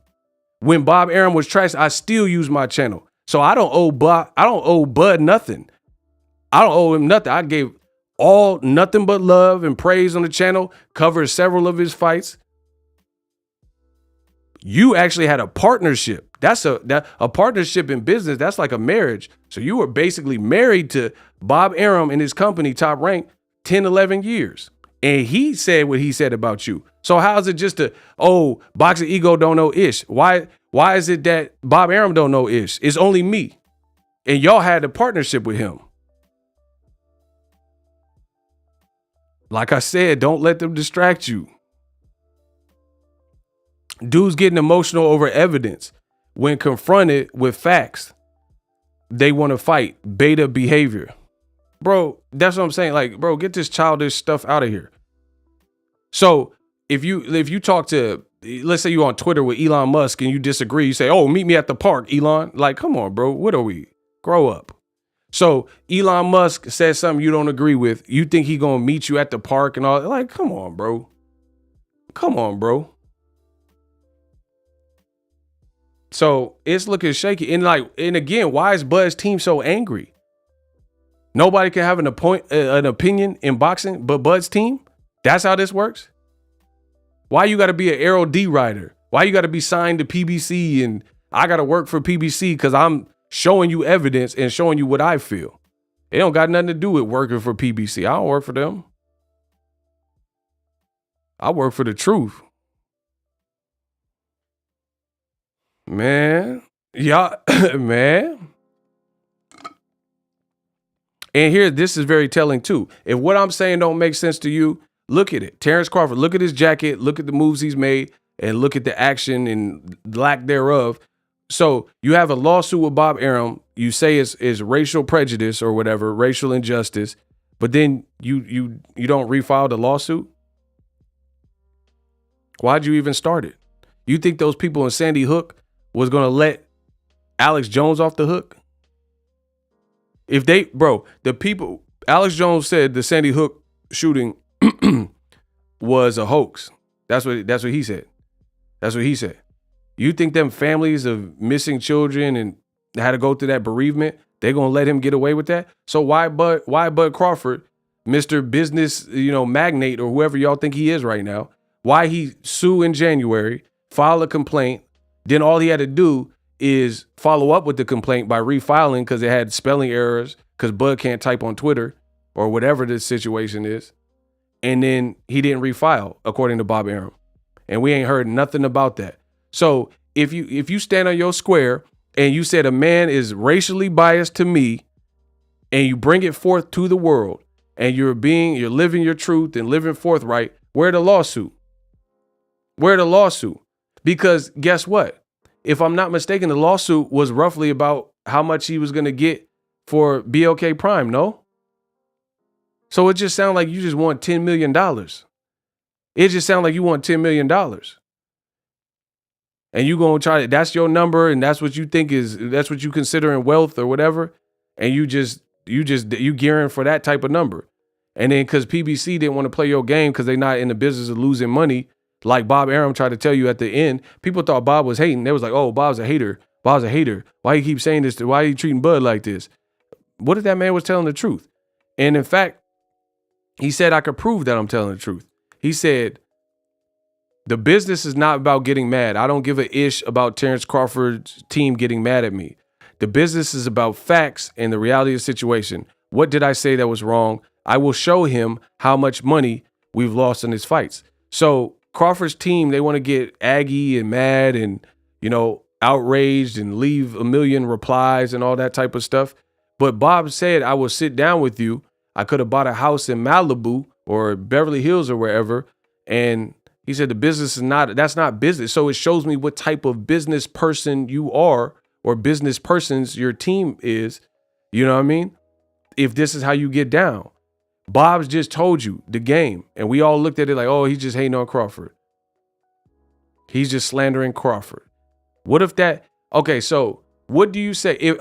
If I was Jeffrey Dahmer's neighbor, let's say I was in the 90s and I was Jeffrey Dahmer's neighbor in Milwaukee or wherever he was, right? I was in Milwaukee. I had an apartment next to Jeff Horn. I said, it stink. He doing something wrong in there. And I'm calling the cops. And then the cops was not feeling me. They was like, oh, leave that white man alone. Wompty. And I was like, man, people keep going in that apartment and I never see him come out.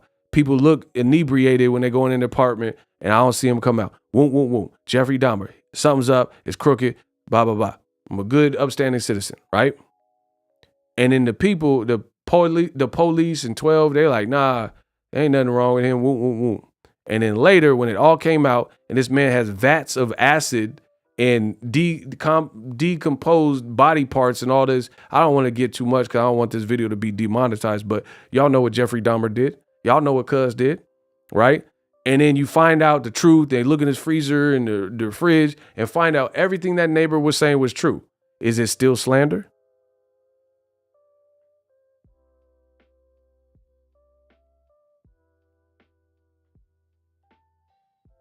All this stuff Bob Arum said is checking out like a mug. We said it was like him hating and slander. Is it still slander? When you're seeing, Bud don't promote. Did he promote the BLK Prime fight on his page? And the fight was announced last Thursday. It's been almost a week, partner. Adrian Broner at least showed up, showed face, sat down, talked with the people for a minute, and he got signed after you. Does Bob Arum look crazy? So again, if I said Jeffrey Dahmer, something's wrong with this dude, and they wasn't hearing me, when you found out what he did, and then you went into his apartment, and they did an actual investigation and found out what he did and got the fridge and the freezers and, you know, the people with the hazmat suits, is it still slander? When I told you that was Jeffrey Dahmer and he wasn't living right. So don't tell me that I don't know what I'm talking about. Don't tell me that what I'm saying is not right. Man, I don't never, if we're talking about promotion, never mention Tyson in the same breath as Bud Crawford. Because whether you like, no Tyson, Mike Tyson, Tyson Fury, Tyson Chicken Nuggets, no Tyson. Tyson Beckford, don't ever mention any Tyson. I don't want to hear no Tyson, bro. Because this ain't close. This ain't a draw. It's not a tie, son. Listen, slow it down. I just dissed you. I said, you can't mention when we're talking about promotion, Bud Crawford and a Tyson. I said Fury, Mike, Nuggets, any Tyson. It's not close. It's not a draw. It's not a tie, son. That's a bar. I said it's not close. It's not a draw. It's not a tie, son. This ain't no tie. All them dudes promote. Bro, everybody I just named, Tyson Beckford, he promote better than Crawford. He was in Tony Braxton Unbreak My Heart video. That's more than I've seen Crawford Avanesian press run. Tyson Beckford, listen, he was dating some models. Tell me Tyson Beckford wasn't in Tony Braxton. Unbreak my, say you love me again. Undo this, hurt you go when you walked out the. So he definitely promote better because he a model and he was in Tony Braxton video. So Tyson Beckford, we already get him out the way. Mike Tyson, I mean, come on, he's biting people. Lennox, I'm coming for you. I'm going to get you. I'm coming for you, sweetie. He's no conqueror. I'm the real conqueror. I'm the ultimate. I'm the supreme. There's nobody that can match me. Bro, don't even throw Mike Tyson. That's a given. So Mike Tyson promote better. Bro, Mike Tyson, 50-something years old, got a podcast. Where Bud podcast? Stop it. Stop it. Stop it. Tyson Fury, like whether you like him or not, he promote. He say crazy stuff and his fans like it, whatever. Tyson Chicken Nuggets, bro, you go to any grocery store in America and then right by the pepperoni pizza and the DiGiorno, it's not delivery, it's DiGiorno, you got the Tyson Chicken Nuggets. And then they got all the real estate space. All the shelves is Tyson Chicken Tenders, Tyson Chicken Nuggets. They got Tyson dinosaur nuggets, bro. They got everything. So they all promote better, Tyson chicken nuggets included. Then don't ever bring up a Tyson. I'm done. They all promote better than Bud. So, yeah, there's that.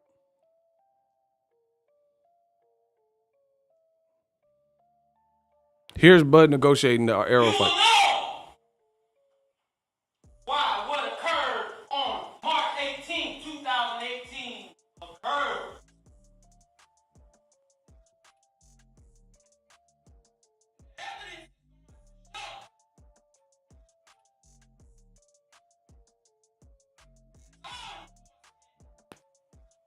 Tampered with evidence to meet their such high burden of proof. Tamper with evidence to meet their such high burden of proof. Like, you don't even know the language to even defend yourself, bro, in a court of law. That man, the evidence gonna show that I did not kill these 3 people. I was eating my spaghetti with the meat sauce. I heard a pat, pat, pat. I looked over. I seen the dead bodies. And the evidence goes show. Like, bro, it's not courtroom. I mean, it's not church. Bro, what are you doing? That's Bud trying to talk to Heyman and negotiate the deal over his attorney, bro. He talking like Oswald Bates from In Living Color. Well, excuse me and allow me to fortify my liquids. Like, fortify your liquid? What are you talking about, bro? That's Bud Crawford trying to negotiate an Errol Spence multi-million-dollar fight with business people like Steven Espinoza and a Harvard graduate in Al Heyman. Allow me, Terrence Bud Crawford, to release my bowels as I fortify my liquids. What? Bro, that's how you think it's done. That's how the big fights get made. Through the vagina. Through the urethra, I mean Aretha Franklin, up the fallopian tubes. Like, bro, what are you talking about? And through the rooter, aka the sphincter. Bro, what? He the Oswald Bates of negotiation, and he think he gonna get the fight done. That's why you on Black Planet or whatever he doing. Y'all say, I don't know what I'm talking about. He like, well, excuse me, sir, Mr. Al Heyman, if you will. Like, bro, that is not how you sound professional. Sir, Mr. Al Heyman, if you will. Like, bro, you know how, bro, I know you know when someone's trying to sound like they have enhanced, like, education. I said, from the rooter to the tutor, all the way to Denny's, through the IHOP and the Rudy Tooty, the fresh and fruity, I will deliver this fight. Like, bro, what? What? What? Bro, what are you talking about, man? Bro, that's Bud trying to negotiate with tycoons of business. Like, it's just crazy.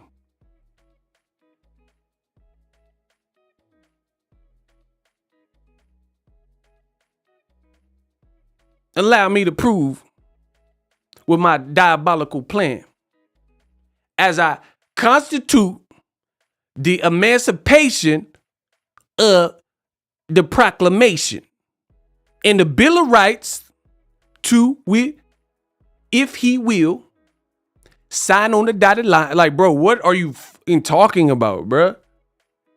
You doing all this other Bill of Rights? It's like, through the Gettysburg Address, I have the right to bear arms, as will be said in the Second Amendment. The right to bear arms. Like, blood. What? Like, bro, this is Bud. He think he like Johnny Cochran or something. Let me disembowel through the suppository. Bro, what? As I evacuate this soft stool through the preparation H in the hemorrhoidal, and coincidentally, like, bro, all right, all right, all right. This is Crawford team. The children of the cornfields. The children of the corn, bro.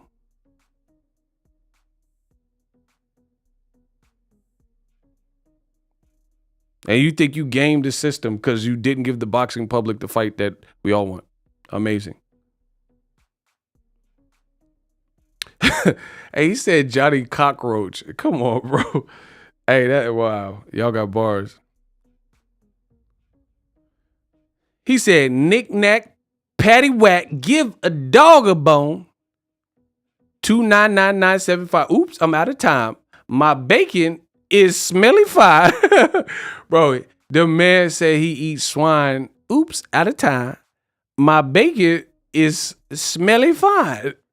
Bro, if you don't get this Willy Wonka script or whatever you reading about this, bro, that's Bud trying to get the Errol fight. If you may, or if you will, release that welterweight so we can engage in the fisticuffs, I challenge you to a duel. As long as it's the proper increments deposited through the suppository, like, all right, bud, are you done? So your attorney can actually do the real work. Are you done, bud? Bro, it just sounds crazy to me. And y'all, Errol did this. All right, bro. Errol got proper representation. Errol, like, and then, bro, this, I'm telling you the mindset. Yeah, he talking about the two Utes, like My Cousin Vinny. I know my movies. Come on. I know my movies. He said the two what? You know, the two Utes. Bro, he Joe Pesci. He Joe Pesci and My Cousin Vinny. Your Honor, I would, he said, may I ask the two Utes? Like, bro, what the hell is the two Utes? Bro, get the two Utes out the, bro, my God, bro.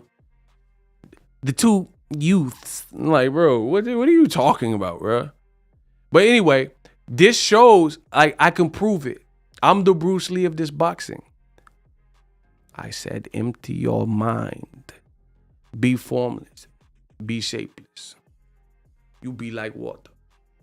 Now, if you put water into a cup, it becomes the cup. Like, bro, I'm about to become water. I can prove, listen, I'm ready to back up every word I'm saying. This proves this is the mentality of these Nebraskans. Let the evidence show. Bro, listen. Let the evidence show.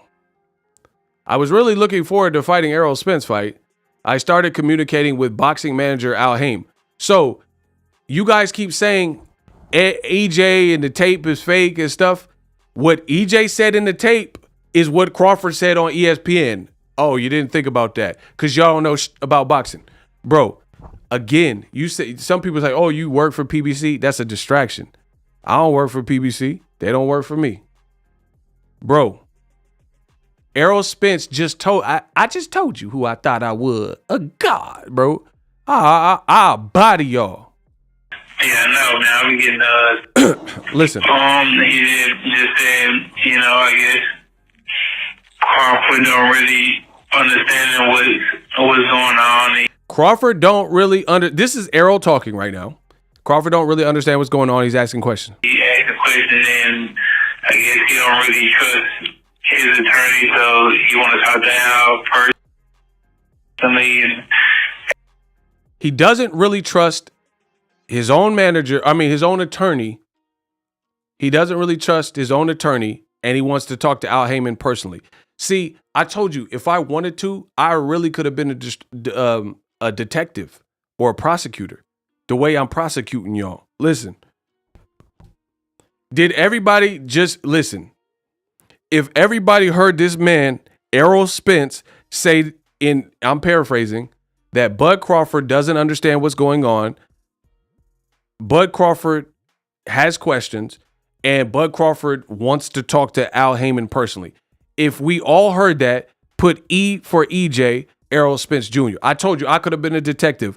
I make this sport look good. I made the whole sport of boxing look pretty. I'm the Ego Ali of boxing. If you heard Errol Spence just say that, say E. If you didn't hear it, put N for no. I told you I shook up the world. Listen, these bums can't beat me. If you didn't hear it, put N. N for nigga. Why should Crawford not get the fight with the other nigga? Listen, what I gotta say it like when I was fighting Sonny Liston, bro. I gotta say it like Muhammad Ali. I told the whole world, I'm not going, bro. Listen, I'm Ego Ali, bro. I'm Ego Ali. I told the whole world I'm not fighting them people. I'm not going to Vietnam. They never called me a nigga. Bro, they ain't never called me. Why should I? I'm not killing all them women and kids, bro. I'm not doing that, bro. But I'm going to kill y'all. Okay, so you just heard Errol Spence said, the man, Terrence Crawford. Listen, I need all y'all to hit the likes. They're not better than me. These bums, they can't do nothing. They don't know more than me. Bro, I said, you my oppressor. Yeah, you my oppressor. Oh my gosh. If you my oppressor, then this is about to depress you. Listen, because y'all about to be under it. That's the pressure. Listen, I said, if you my oppressor, then you about to meet the pressure. This is about to depress you. This is about to depress you. You feel me? Let's get it. This is about to depress you. Because I'm about to add the pressure. That's a bar. I'm hitting y'all with doubles and triples. Let's go. Get my likes up. Stop playing with me. Listen, Bud Crawford and his team, they think they can outsmart me. They can't. They can't do nothing. They ain't spitting more facts than me on this here thing. I'm the king of the internet. I'm the king of the world. I'm going to play it one more again. Yo, Genuine.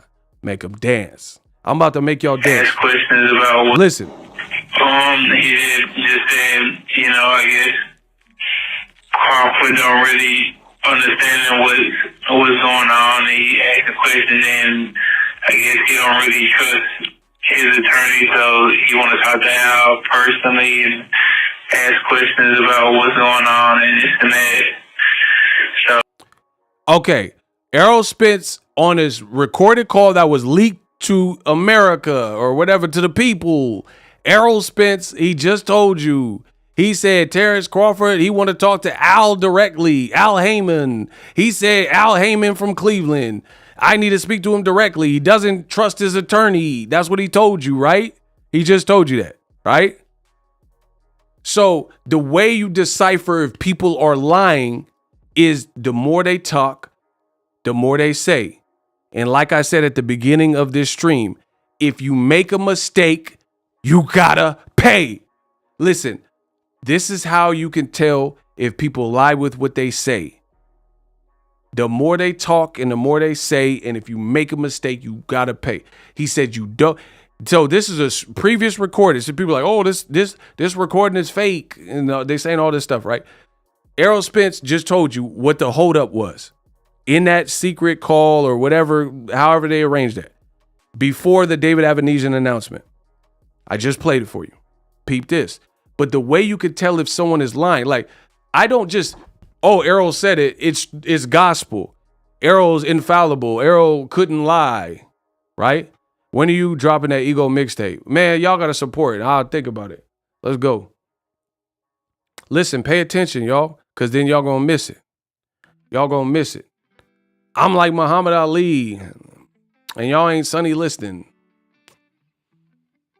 So, once again, Errol just said Crawford has questions. He doesn't really understand what's going on. He doesn't trust his attorney, and he wants to talk to Al Heyman personally and directly to ask questions. Crawford is not a business major. He's a fighter. He told Bob Arum, I'm not a promoter. That's your job. I don't get paid to promote. So this is the mentality. You're also not an attorney, and you've hired an attorney, and you're paying an attorney, right, to help you on this journey. But then you're trying to bypass and veto the attorney that you're paying to help negotiate a fight and you don't like what he's saying or what he's coming back with, so you want to talk to Al Heyman directly, is that cap or fact? That's where we're at so far. According to the Errol Spence tape, that's what Errol Spence is claiming. Is that cap or fact? Did Errol Spence just say that? If he didn't say that, you can say cap. If he did say that, say fact. Oh, y'all about to get bodied. Shout out to Sura. Gang, Chicago. Gang. So it's a fact. Let the evidence show that Errol Spence just, and I'm paraphrasing, said Crawford don't trust his attorney. He says he wants to speak to Al Heyman personally. He want to talk to him. He want to talk to him personally, right? And he said that he has a lot more questions and a lot of questions, which he said throughout this call, right? I don't just see, there's no one in boxing greater. I don't just hear Errol and say, oh, it's gospel. Errol Spence got to be telling the truth. But when I look at Errol as a man, not as a boxer, he has been on the up and up. What he has said, he has done. He has not been wishy-washy. He has not been flimsy or floozy. I cannot say the same with the judgment calls from Terrence Crawford. Errol Spence has not let me down. I don't work for PBC. Errol don't pay me and all this other goofy stuff y'all saying. But when I look at a man's character, Errol Spence has said, I'm collecting the belts on my side of the street. He has 3 belts. He did that. Errol Spence has said, I'll fight Pacquiao, and called him out. The fight was done. The fight didn't happen. His eye was injured. It's a health concern. They pulled him out. When they pulled him out, Errol Spence said, I'm coming back for the winner, which was Ugas. He just beat the out of Ugas in April. So as a man, Errol Spence, I don't need no tune-up. Danny Garcia is a tune-up. He fought Danny Garcia. I'm coming back for the Pacquiao Ugas winner. He came back for Ugas, who beat Pacquiao. So as a man, Errol Spence already has more points in terms of credibility factor because he has done and followed through, or his team, with what they said they were going to do in a timely manner. On the other hand, Bud Crawford's team said they got a Pacquiao fight at least 2 times. Never did it happen. Bud has been the one that said, I'll never fight Errol. I don't even care about the fight anymore. And then jumped in negotiations with them. And then it fell out and then all this other stuff. So he's been wishy-washy and flimsy and not consistent. I'll take 50-50, F50-50. I don't know, because when I was at 140, they were calling me out or I was calling them out, blah, blah, blah. So back again. Let me put this all together because I've been long-winded. So, I don't know what he said.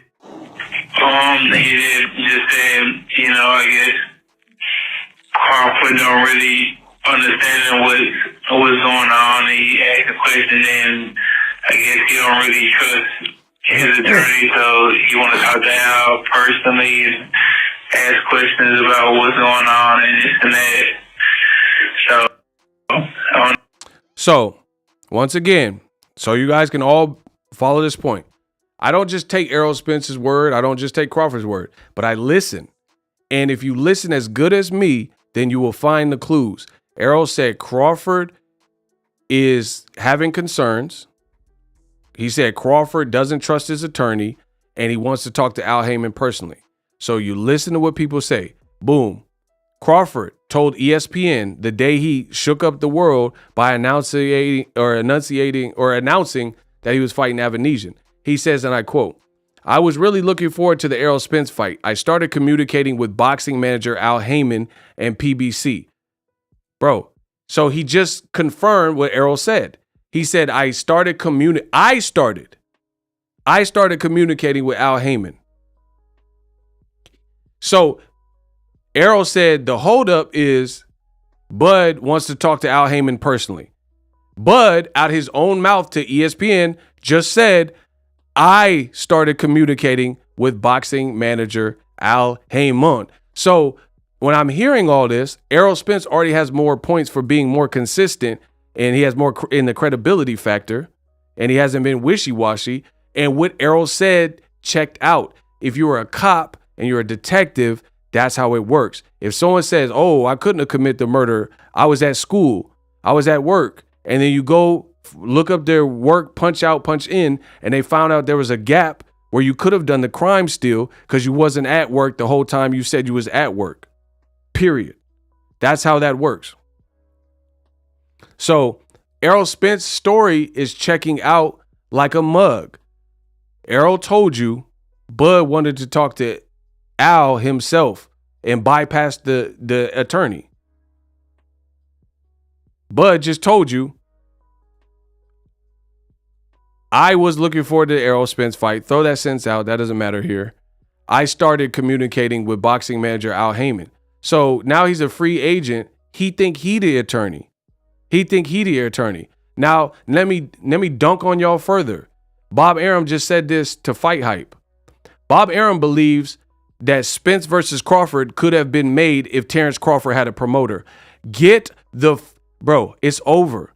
I am destroying y'all. So I confirmed that Errol Spence's story checks out with what Crawford himself said, because he just said that I started communicating with boxing manager Al Heyman. Crawford confirmed that. Errol said it on this leak tape. Crawford confirmed it. And then Bob Arum just told Fight Hype that he believes the fight could have been made with Spence Crawford if Terrence had a promoter, which he doesn't. So now we're starting to see the unraveling of all this bullshit that the Bud buddies are telling me, because their story doesn't check out. And again, there's no one in the world of boxing today, past, present, or future, in the digital space that is better than me. Because there's boxers and they know how to box, but they don't cover every story. They don't know what is going on. They don't even, half the time, I know boxers, they don't even know who's fighting. They're, I know more boxing news than boxers, many of them. Because boxers, they be in the gym with their kids doing whatever, and they're not waking up every single day reporting the news and, Zordo Ramirez is fighting Bivol. And ask every boxer in America where that fight's taking place. They don't know it's in Abu Dhabi, but I do, because I report on these things. So Bob, he's telling you, Bob has no connection to PBC like that. And he said, I think the fight could have got done if Terrence had a promoter, which he doesn't, which I'm showing you this is part of the problem. Bud is trying to negotiate his worth. He doesn't trust his attorney, per Errol Spence, which actually looks to be true. And it looks confirming in the statement where he says, I was looking to fight Errol Spence. I started communicating. He didn't say my people, my team. He said, I started communicating with boxing manager Al Heyman, which matches up perfectly with Errol Spence saying, oh, yeah, Crawford, he want to talk to Al personally. And we wondering, did you ask Bob Arum this many questions? And why? Okay, why? Again, if you are a fighter, Bob Arum told you to promote. You said, I'm not a promoter. I don't get paid for that. You're also not an attorney. And your sentence structure struggles on Twitter. So since you're not a lawyer, you're not an attorney, and that's not your lane, then why are you trying to talk to Al Heyman directly? Furthermore, I will destroy you like I always do. Furthermore, this shows the ineptitude of Bud Crawford, the businessman, which is what I've said from day one, is the fact of this. Bud also said, I agreed to all their BS, then we would have a fight. So that doesn't even make sense. They've been dragging their butts for months. Spence was nowhere to be found while I was trying to make the deal. And his team, they putting out videos saying the same thing. Where was Spence this whole time? Where was Spence the whole time? Guess what? That's not how deals are facilitated. The actual athlete does not need to be there in all circumstances to make a fight. Because guess what? Do you think Errol Spence and Terrence Crawford know how to read a contract and know how to look for rematch clauses and rehydration clauses or other things that would potentially have them screwed in legal language? Do you think that or any fighter, majority of the fighters, unless you're like Floyd or something, and he sat with Heyman, most fighters, they don't know they're fighters. They know how to throw a jab and a right hook, a right cross, a left hook, and body shots and speed bag drills. That's what they know. What they usually don't know is legal language. And like, name a fighter. We got Chris Algieri. Chris Algieri is a nutritionist. So he knows, he went to school and he became a nutritionist.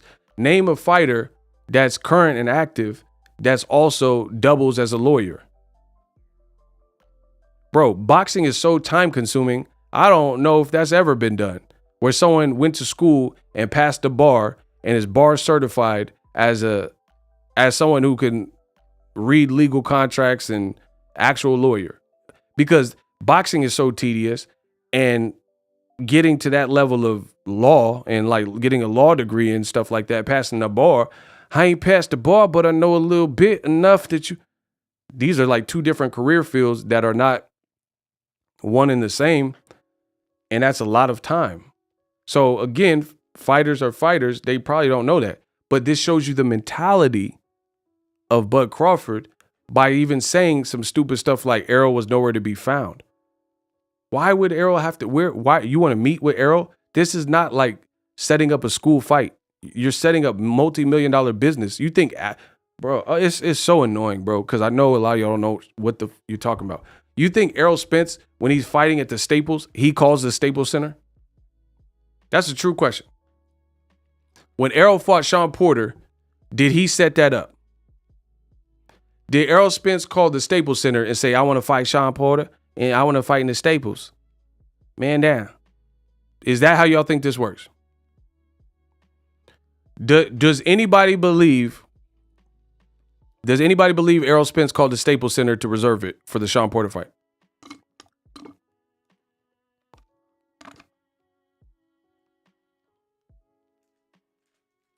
No, exactly. Because he's the fighter, and that's effing stupid. Does anybody believe that Errol Spence handles the media credentialing process? If your tooth hurt, you wouldn't try to fix it. You would go to an expert, which is a dentist. This is so simple. But the Bud Buddies are trying to overcomplicate my simple. Bro, Errol Spence, when he got a fight, he fighting Ugas, he's not doing the media credentialing. Like, oh, hey, Boxing Ego, we'll give you a credential. Like when I went to Errol Spence, Mikey Garcia, you think Errol Spence approved my credential? He's like, oh, hold on, who's on the list? Okay, Fight Hype and Boxing Ego, okay. Bro, it's a whole separate faction of the business.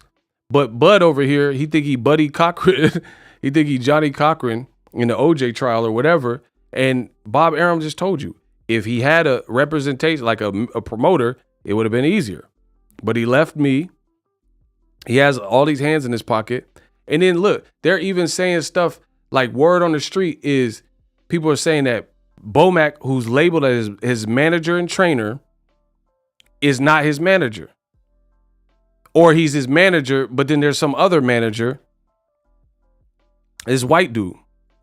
I forgot, like, I have his name, bro. See, this is what I'm saying. This is not what y'all want. This ain't what you want.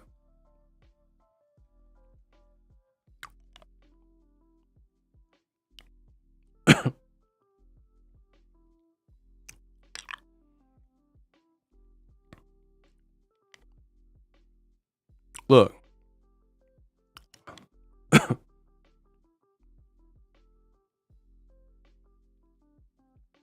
I'll get it right now for y'all. I told you this ain't what y'all want.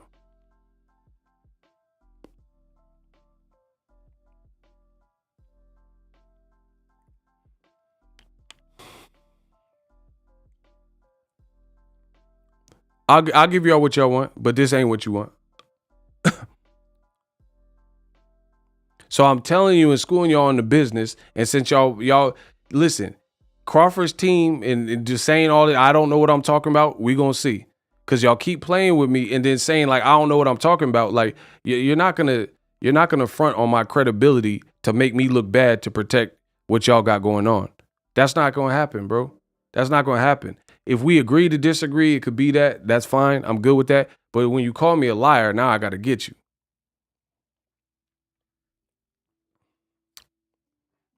Hey, block Malcolm Flex TV. You're going to have to flex somewhere else. Get him out of here. That was stupid.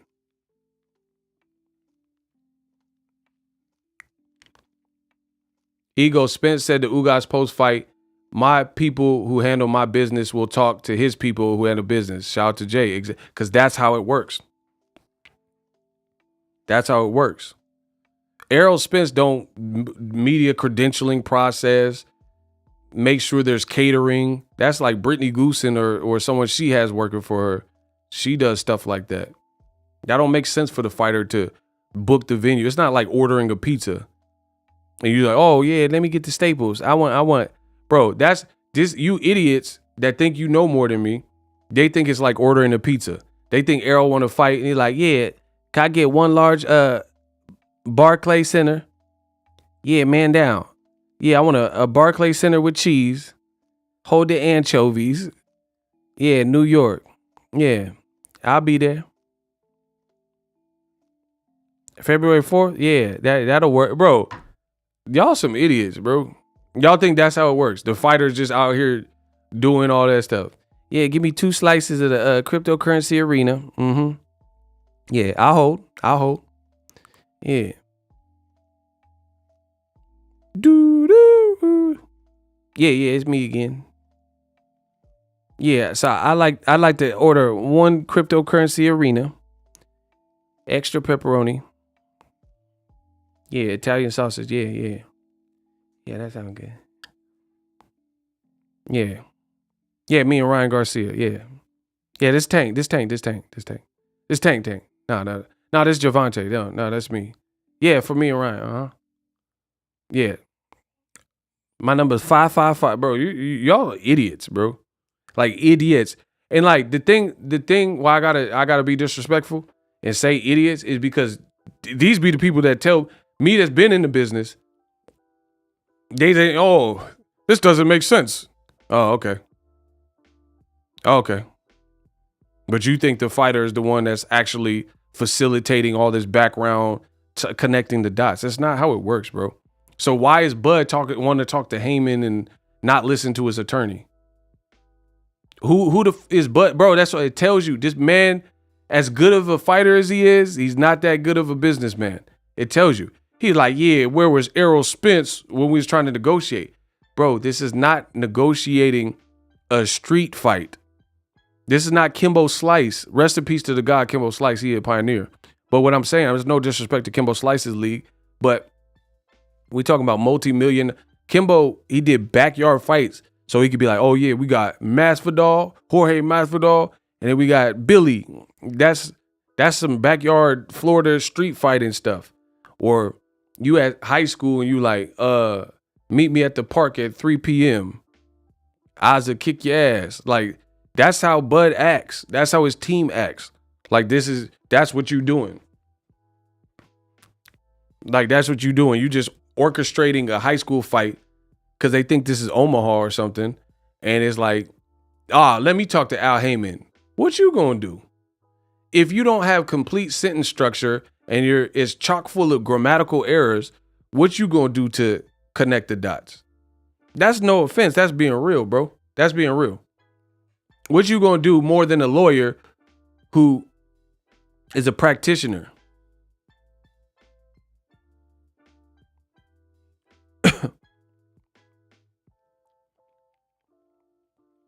If you sick, you go to a doctor, right? But Bud, he go to WebMD and he's like, oh, it must be AIDS. Bro, what?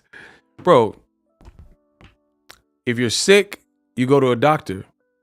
Because if you go to WebMD and type in, oh, I got a sore throat, there's so many different things that can be wrong with you. And then the symptoms are all the same. Like, so if you're like, okay, my throat's scratchy, sore throat, I got a cough, I got runny stool, like diarrhea, chorro, right?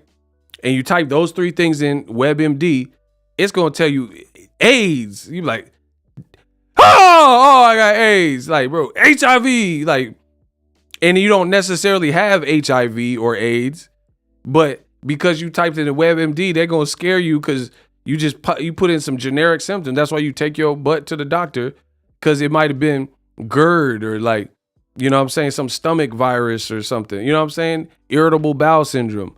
But you think it's AIDS because WebMD shows that these common symptoms, very common. You're like, oh, I got the Ebola, nigga. Ebola, nigga. It's AIDS. It's COVID, nigga. That's Bud. He on WebMD trying to diagnose himself. He like, it's COVID. It's COVID, Nick. Bro. Oh, AIDS, bro. Bro, that's not how it works. It's Ebola, Nick. Like, you can start screaming out all these diseases, but you should probably go to the doctor. It could be just like a common cold and you doing too much. I got scurvy, Nick. It's scurvy. Like, bro, what are you, a pirate? How the fuck do you have scurvy? Like, bro, what? Bud think he got scurvy right now because of the symptoms is generic. Like, bro, what are we talking about, bro? It's scurvy. Bro, they're talking about it's scurvy. Bud talking about he got rickets and leprosy. You just type something in. Go to the doctor, bro. I got rickets, Nick. It's rickets. Oh, AIDS. Like, bro. Herpes simplex. All right, let's stop with the disease. Y'all naming all the diseases and stuff. Bro, YouTube gonna demonetize my ass. Bro, stop. Stop with all these diseases. Y'all like VD. Like, stop. Y'all putting the nastiest diseases and then YouTube gonna see like I'm the disease channel. Like, nah, hold on. Y'all gotta cut that. Hold on, cut that. Bro, stop with these diseases. You're like, it's the clapping. Chlamydia. Just make it clap. Just make it clap. Bro, y'all putting this clap and all this other stuff in my stuff. Y'all better clean my chat up.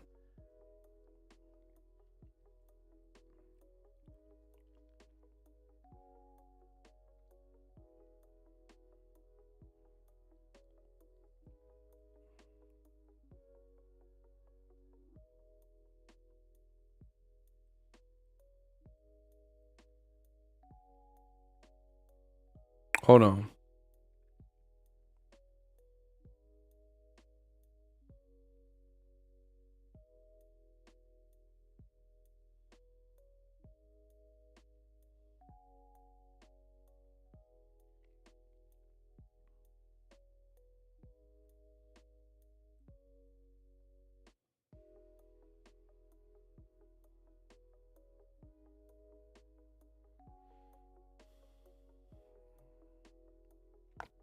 Yeah, bro. I'm schooling y'all on how the business works. D Hero says sound like mystical. Why were you talking to mystical? Why were you talking to Joe? Talk to me late last night. Uh-oh. That man said mystical. Did I do that? Bro, I'm telling you how this business works. So Bud's proving my point. Just the fact that you want to talk to Al, pay an attorney that you don't trust, you're proving my point, bro. You talking about where was Spence? He was nowhere to be found. Why do you want to meet Spence? Like, why do you? That's how he thinks the business works. That shows me you're business illiterate. If you think the other fighter needs to be present at every given moment, bro, this is done through. Why do you think every boxer on PBC, oh, I want to fight, they'll call out some people maybe, but they were like, oh, David Benavidez. You'd be like, oh, I just got to get with my team. I got to talk to my coach, talk to my team, see what they want to do. You see what I'm saying? Every time. Because PBC fighters, at least, they understand it's a business and they got to get with their team because they can call out a million people. They're not sorting out the venues and stuff like that. So they got to figure that out. Yeah, Bud is business casual. I like that. Facts. He business casual, bro. He thinks that it's just like orchestrating a street fight. And then here, the thing that shows me like that's flaw with Bud's business repertoire or whatever we're calling this is we know you didn't do this with Bob Arum. You think Bob Arum is going to open top ranked books for Bud? Bro, the same top rank that let Floyd get away for $750,000. You think that Bob Arum is opening the books and showing every nickel and dime and like where the money went and how many rooms is bro. He said, this is your purse. You getting this.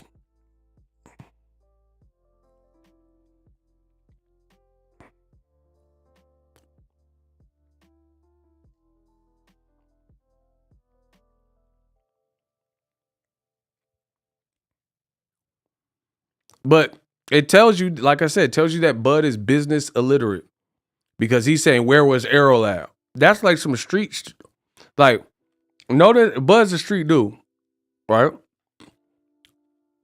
What he says is street, but that street don't have no, 50 Cent is a street dude, but he conform and know how to talk to them people on some business or get a deal with stars and get his shows on a network. You see how this works? Does 50 Cent know how to cut a deal at this point? Bro. Does 50 Cent know how? He's a street dude too. Is he a versatile businessman? Shout out to Prince Savage.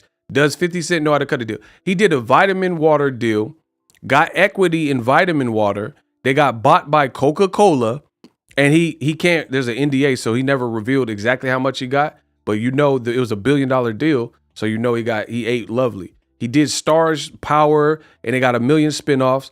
He's doing some El Chapo documentary, a podcast, something.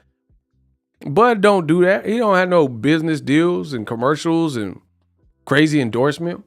So we're talking about different. This ain't no street level deal. But now Bud wants to this is my opinion. Bud wants to like make up for lost time. All that time he was with Top Rank, people say you should have bought yourself out. Don't re-sign. And then your career was stale, comparatively speaking, to Errol's. And now you're trying to hurry up and rewrite the history, and you've had bad business for years on end. Like, it's like bad credit. You don't, if you have 20 years of bad credit, you're gonna have to work to get that credit back up. I'm giving you the best analogies in boxing history. If you have bad credit and it's been bad for 20 plus years, it's going to take time to repair the credit, especially if you're in a position where your money, you can't like just all the way bail yourself out and, start paying a bunch of debt all at once. You're going to have to work, get a job, save, whatever you have to do, and start chipping away to gradually raise your credit score. Bud think he going to have the credit score that he had with Top Rank. Bob Arum saying I lost money on every fight. He don't sell on pay-per-view. Your own promoter said that. You ain't never heard Top Rank say that about Errol. Oh, we lose money. Every fight's a bust. They said that. Bud's team could get mad at me because you don't want to hear the truth. Fine. But don't call me a liar. Don't say I'm lying. Because the more y'all say that I'm lying, like the fans and stuff like that, then the harder I'll work. So this will never end because I know what I'm saying is true. And I have the documentation to prove it. So the fact that he's saying Spence was nowhere to be found to make the deal, it shows me he doesn't know what he's talking about in that arena. You think Spence has to be there to be the deal. To be the deal. Spence is not up late at night pushing. Like, if you ever listen to Eddie Hearn or some of these smaller promoters or managers like Aegis Clemens or somebody, they always talk about, oh, I didn't get no sleep and all that stuff. The fighter's sleeping because he's the fighter. But Aegis Clemens and, David Avanesian's manager, he doing the interview with Fight Hype. He the one like, oh, we was pushing paper to 3 a.m. at night because they're trying to close the deal. All they do is promote. Try to get a workable deal, and then they present it. But in his mind, he's telling you that he lacks business sense because his own quote, Spence was nowhere to be found while I was trying to make a deal. The fact that you even said that out your mouth shows me you do not know how business dealings go. You don't have to be on FaceTime with Spence to make the deal. His team, they have to handle it, see if the stuff is cut. And I'll tell you this. When it comes to PBC, when it comes to anybody, really, I don't even know why I say PBC. When the A side is when there's a clear A side,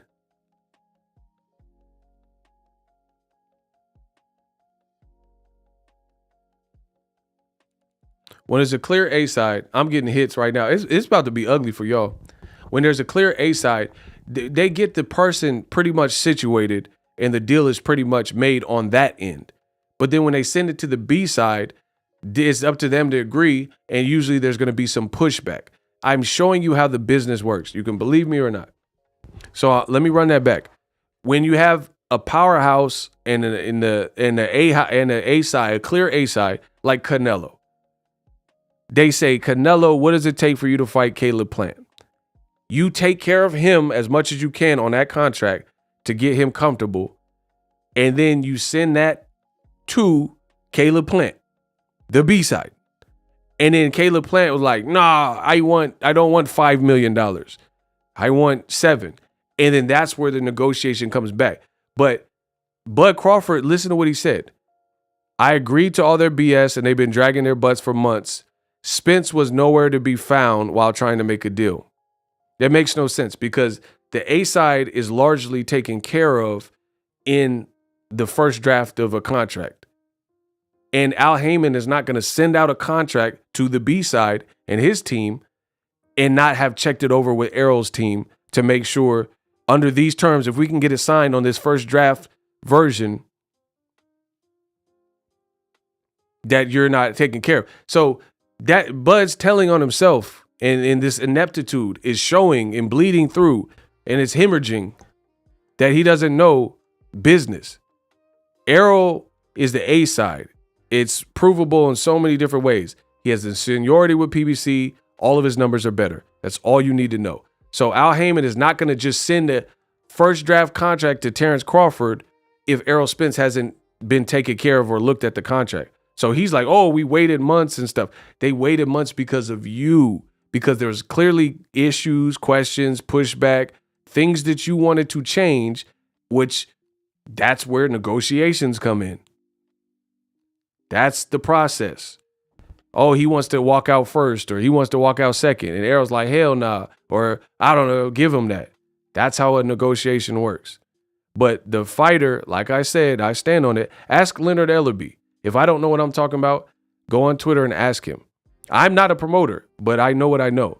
And a clear A-side situation, not no mandatories and this and that. A clear A-side fight that you don't have to make, that you want to make.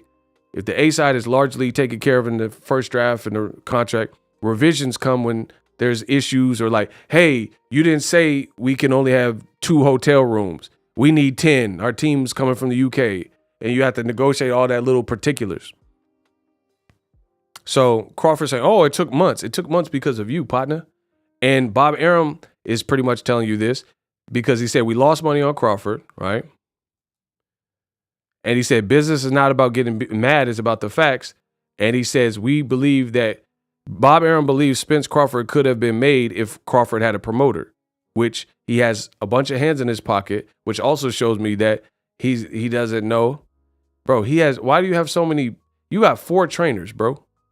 3 or 4. How many trainers does Crawford have? Just do the math, people. How many trainers does he have?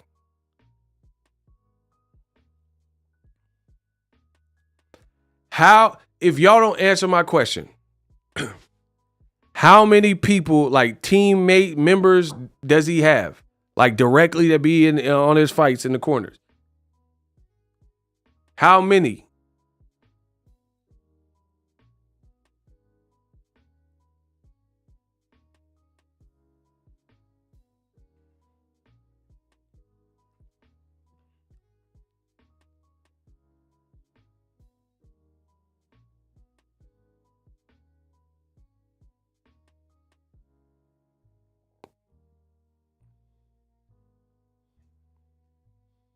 How many? Okay, so let's count. They said Bomac is his manager and trainer. So that's what we know about Bomac, right? He also has Red. There's a guy named Red. You can find him on that, blah, blah, blah. I don't know exactly Bernie's role, but we'll just throw him in there. And then he got this shorter Mexican dude, and his name eludes me. That's like 4 people that are on your team, basically. Who's Errol Spence's team? Name who the 4 people, not his friend, because he manages Frank Martin. Frank Martin don't manage Errol. Exactly. Derek James. Who else? Like, not like, okay, you got a chief of the chief seconds, a cut man or somebody. Okay, cool.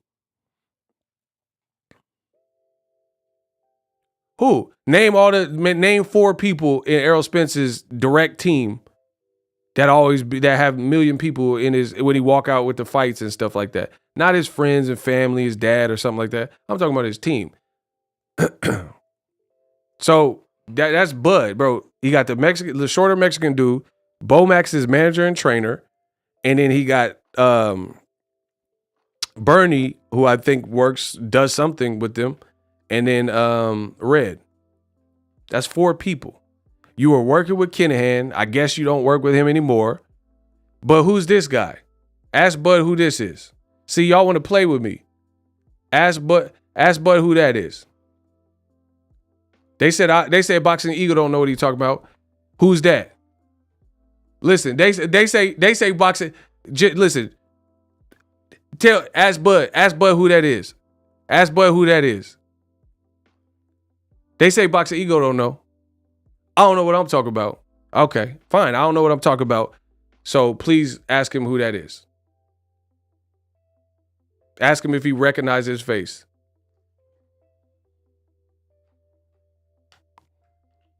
So Bud, and Bud's had, like, for real, Bud had a lot of people in this, like, a lot of hands in the cookie jar. A lot of hands in the cookie jar. You had Bob Arum. He had a situation previously that he had an old promoter before Top Rank, and then the promoter sued or whatever the hell happened, and then he got with a bigger promoter, Top Rank, Bob Arum. He had to still pay his old promoter. While he was with Top Rank, the new promoter.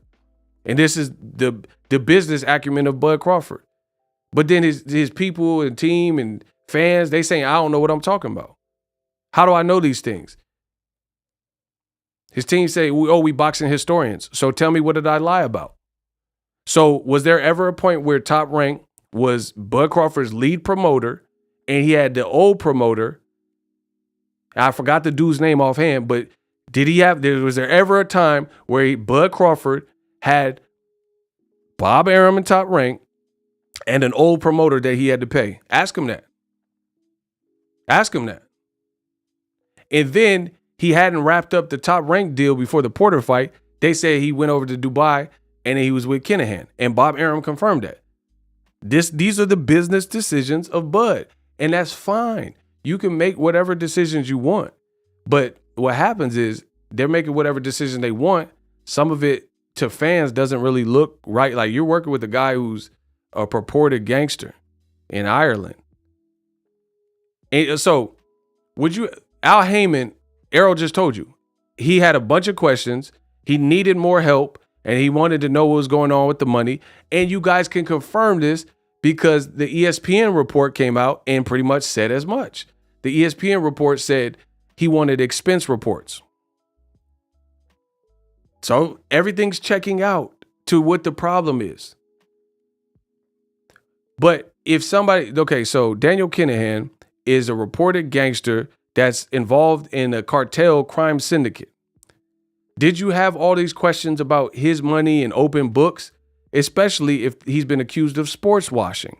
But then you have a black man and PBC in his infrastructure and guys like Steven Espinoza, Mexican-American man, and you have all these questions about if they're going to dupe you and, you know, turn a tight one and trick you and trickery. But you was just working with a gangster, bro, from another country. And there's a shooting at an Irish weigh-in. Like, bro, don't tell me I don't know what I'm talking about. There's an Irish shooting. There was a wedding. I mean, not a wedding, a fight weigh-in where people got sprayed up. They got sprayed up at the weigh-in. And they said it had something to do with this dude. Did you have these questions for him? Why you have questions for that black man, Al Heyman? Oh, you know, he just told you. His attorney, he don't trust what he's saying or whatever. Bro, does this look like good business decisions? Does it look like, why we don't hear this about Errol Spence is working with Nino Brown? Errol Spence is working with BMF and Big Meech. And so we don't hear, I ain't heard that. So Bud, again, it's his decision. He could do what he want. And here's the thing. The optics look bad, bro. The optics look bad. His team, they acting like they outsmarted the world. What happened is the world was robbed of the fight we should have got, which is, you guys couldn't come to terms in Spence and Crawford. But here's the thing. You have questions about the money flow and how it's going to, but you do a deal with BLK Prime, and they've never even put on an event of this magnitude. How did you get that deal done so quick? The optics look bad, bro. How do you go with the smaller outfit and they're saying we're going to give you a crazy amount of money, or what people believe to be crazy, for you to be fighting David Avalanche? And they say they're going to give you $10 million and you don't have no extra. You get the, bro, study why I would be mad. Study. They said they got the BLK Prime deal done. I study, I listen to what people say, and y'all got to do it the same. They said they got the deal done in 48 hours, 2 days. How do you do a deal for 10 mil in 2 days? How do you even know the venue is up open? So venues get booked out months in advance. They got venues where it's like, oh, Ashanti's going to be here, or Nelly having a concert. There's venues that get booked tours, and you did this in 2 days? And then people said they got 10 milli for you. They got 10 milli for you. And the PBC numbers didn't add up and looked fishy. They put on the biggest fights boxing scene that boxing has ever seen. Mayweather fights and all that. Deontay Wilder's done great fights, right? And then, like, this is how I know the fluke. This is how I know the flaw, is because, one, Crawford's team, they're getting super defensive with anybody who says anything other than it's Errol's fault. That's one. Errol's not saying anything. Errol's not like blaming anybody. He been out the way. He ain't even talking. But that guilty conscience will talk. If you look at Crawford's whole team, like, oh, hey, all you MFers, and tell Errol to stop ducking, and Uncle Al, and tell your daddy Al, and it's like all like vitriol and venom and all that. Errol ain't saying nothing. Good either way. That tape got leaked by whoever, but he didn't put that out. It wasn't on his page. So you guys, I'm empowering you. You did a deal in 48 hours, but you couldn't do a deal in 6 months with a team that did the biggest fights in boxing history.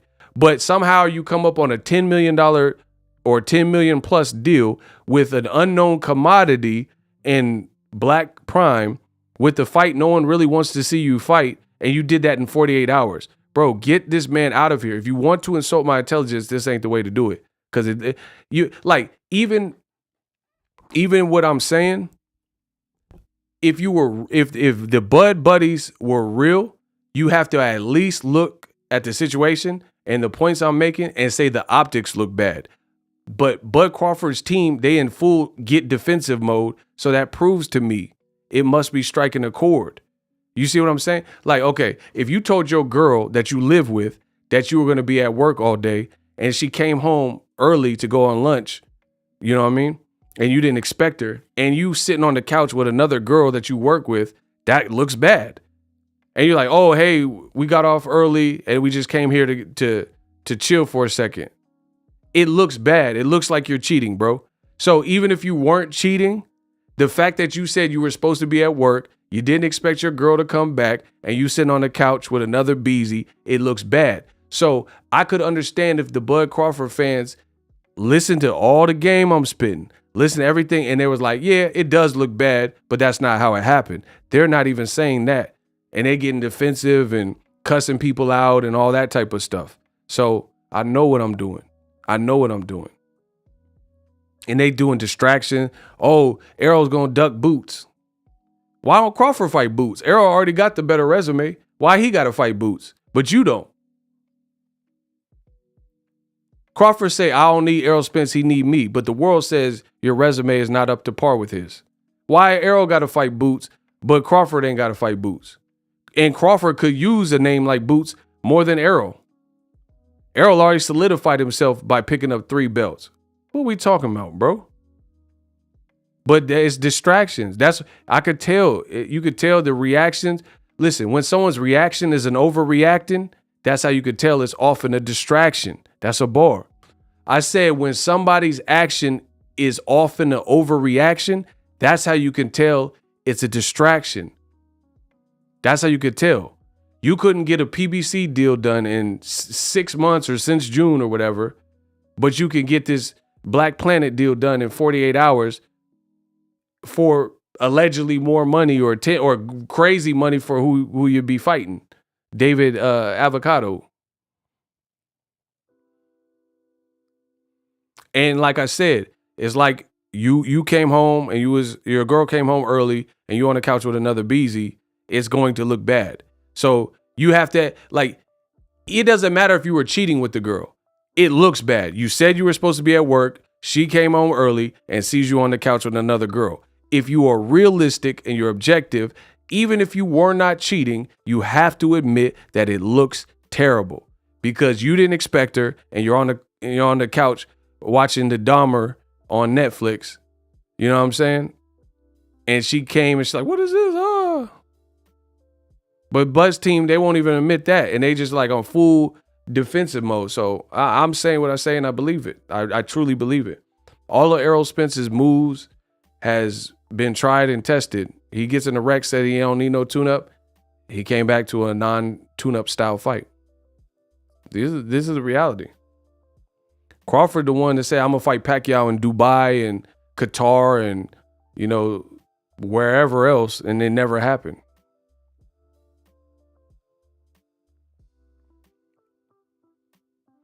But y'all want to keep getting cooked, so keep it up. I'm gonna make you see my point. I got the Energizer Bunny. I got that battery. You can't do a deal from June to October, and you don't even tell people. You don't even tell people that it's bad business, bro. Like, okay, let's say you were saying FPBC, I found a better deal. Why not tell them? If you're not doing shady things and you're doing great, honest business, then why wouldn't you say, oh, you know, like I've sold stuff, like reseller stuff, right? And I've sold stuff like on eBay. We'll say eBay, right? We'll say eBay. And people have hit me up and keep hitting me up for a product I've already sold. Me being who I am, I'll hit those people back and say the item is sold if I forgot to list it as sold. You know, you do like Facebook Marketplace, you got to make sure the item comes down or people think it's still for sale. So that's happened to me before where I forgot to take it down, the listing down as sold. So I don't let them just sit and rot in the inbox. I say, oh, sorry to tell you, but the item is sold because I'm a good, honorable dude. You know what I'm saying? I'm an honorable, you know what I mean? So I do honorable business. Instead of just letting them sit and worry and rot so they can just move on with their life, I say, hey, that listing you're asking about, sorry, the item is done. It's now been taken down. Thanks for reminding me. Have a good day. But he wanted to make this fight so bad, went in a different direction and ghosted them. And there's nothing but fans or whoever can tell me to stipulate in a real business setting that that's good business to ghost somebody and just pop up with another deal. And you do it and they find out through ESPN. It's like the corniest way to go about something. It's like if you're with someone for 7 years, you can't face them to break up with them. You just leave a note on their car. I'm breaking up with you. I packed all my bags. That's bad, bro.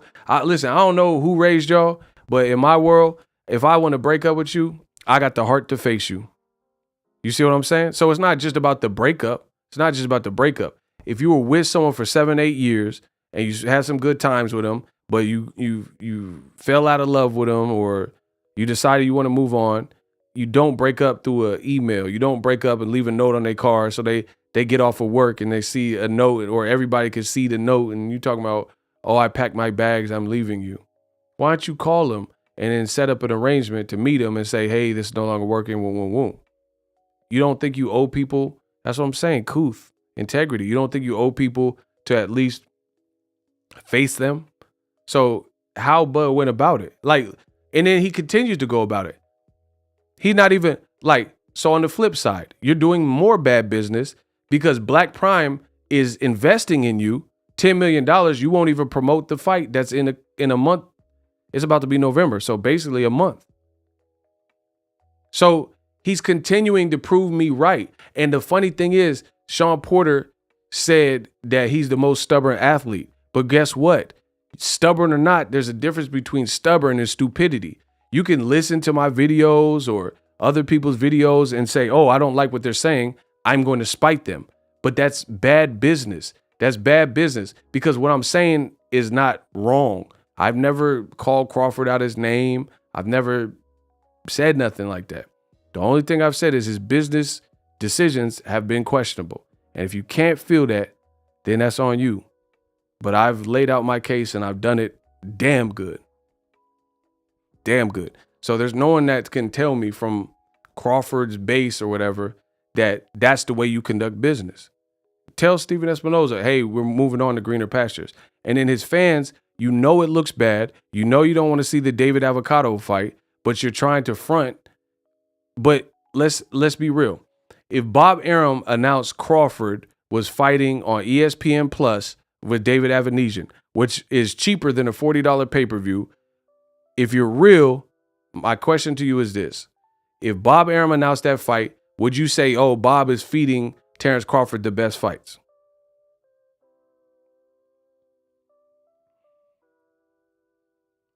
Yes or no? Be real. We're playing swear to God. If Crawford had re-signed with Top Rank and in 2022, Bob Arum and Top Rank announced on ESPN Plus that Bud Crawford was fighting on ESPN Plus app or $40 on ESPN pay-per-view for the same fight. So why are we playing dumb and acting like what I'm saying don't make sense? If Bob Arum, bro, I would tell Bob Arum or whoever was listening that Bob charging $40 for that fight, he out his rabbit ass mind. So why is it any different now? That's my honest opinion. I don't care if PBC had to fight. I don't want to see the fight like that. It don't matter who have the fight. Nickelodeon can have the mother fight. I don't care who have it. But y'all want to play me. Oh, but he's getting 8-figure. Canelo made a lot of money, more money than Bud. And I didn't want to see them fights he was talking about either over the fights that I'm talking about. What are we talking about, bro? So y'all getting it misconstrued. Oh, yeah. And then people trying to, listen, fake woke, whatever. You can't play that on me. I'm the God, bro.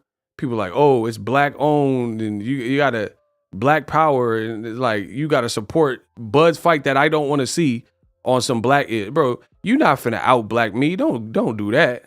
Because first of all, if we being real, since I seem to be the only one that's real in this game that's really willing to say the stuff that I really feel, that I know you feel, I'm the Bernie Mac. I ain't scared of you, mother. First of all, I'm being real. That's the dumbest argument. Oh, support a fight that Crawford because he's black and he fighting some Russian dude that live in London that you don't really like to see or want to see. No. I actually wanted to see Wilder versus Helenius. I actually did. The other thing, people are like, oh, it's black owned. I don't know who owned that mother. I don't know anything about them. I'm being hand over heart. I don't know anything about them. They saying it's black owned. They sound black owned, called Black Prime. But just because something like, you know what I'm saying? It don't matter if it's called Nigga Prime. That don't mean it's black owned. I don't know who own. I don't even know. People doing videos and looking on LinkedIn saying they can't find and connect the dots and know who got the money. So I don't know who owned that, to be honest. You know, if they got a vision, let's see what happens. They said they can make something work with Broner and the boy. Let's see what happens. But y'all trying to guilt trip Boxing Ego because Bud made another suspect decision. And oh, it's black owned. And this is the other part. You dumb son of a bitch. PBC ain't black owned. You can't black own me. Bro, Bud buddies, they don't think this stuff through. You dumb son of a bitch. They saying, oh, but BLK's Prime is black owned. It might be. I don't know. I don't know either way. It might be. But PBC is black owned by Al Heyman. So what the are you talking about? What's y'all talking like? And it's actually they had the fight that I wanted to see: Errol Spence and Terrence Crawford. So I don't care if it's black owned or whatever. Like that's dope. I definitely support black owned business. I definitely do that. But guess what? That black owned business, PBC, was close to facilitating the fight that I wanted to see for all the belts undisputed. Don't tell me just, oh, it's black owned. Bro, I don't care. Bro, that's like, what's that stuff? The pink sauce? See, y'all want to really play with me. We could play the game. Y'all want to spin the wheel? Then you're going to end up bankrupt. Let's go. What's that pink sauce? That was black owned, wasn't it? And then people was getting the packages and the sauce had spilled. And then you look at the back and the nutrition facts was made up. And it looked like they made it on an Epson printer. That was black owned. Don't black own me. Don't black own me. You know, shout out to black owned business. But shout out to black owned business that has what you want, the product you want. Don't tell you ain't never seen me support that pink sauce. Remember, I know y'all know what I'm talking about. That pink sauce with the made up nutrition facts. So I gotta support that because it's black owned. Get the out of here, bro. Get out of my face entirely. Trying to guilt trip me to Dawn. I gotta order the pink sauce because somebody who's black allegedly got. I ain't ordering that. And then I get it and I got the Hershey squirts. Nah, you order that. I ain't finna order nothing that it looks suspect. It don't check out or whatever, or you don't like the product. Man, y'all got me fucked up. Talking about it's black owned as if PBC ain't black owned on top of all other things. Boots and his pops put B-side Bud on blast. Ask the Bud buddies what they would say if Jerron fought David Avanesian next. They would have blasted him. I got more content coming, Kamal. We about to turn up the heat. We about to turn up the heat. Wait till you see these next videos. They say Ego don't know. Okay, we gonna see. Bro, that's what I'm saying. You can't just sell me anything and just label it as black owned. So that I support a lot of black owned. Pretty Melanin, they got some good like facial products and stuff. There's some companies that have CMOS that I support. You know what I'm saying? Because they do good business. The packaging is on time. If they give you a tracking number, it's actually a tracking number.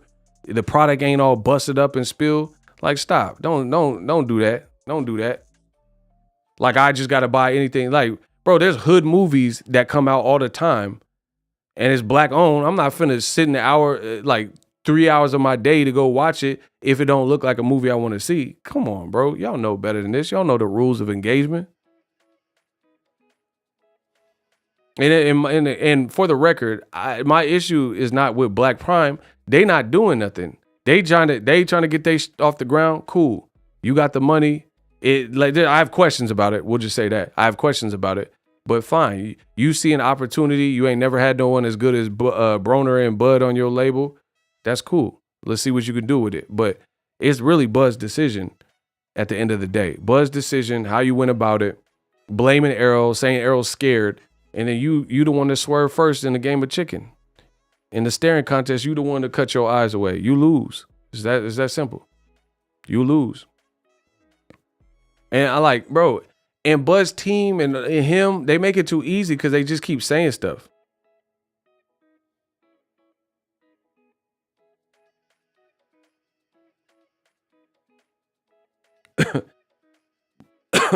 Bro, look. Bro, y'all about to get this work. Bro, see, I told y'all stop playing with me. Y'all didn't want to play with me. The truth gonna come out regardless of what y'all want. I am boxing's reckoning. I'm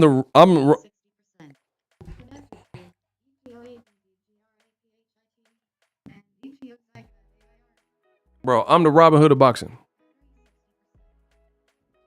Because everything y'all done thought of, everything, all the excuses, I done outthought you. I done tussled with an alligator for this camp. I done wrestled with a bear for this one. Everything that they coming up with. And see, like I said, study. Without name calling and all that type of stuff. Let's see who has the most points.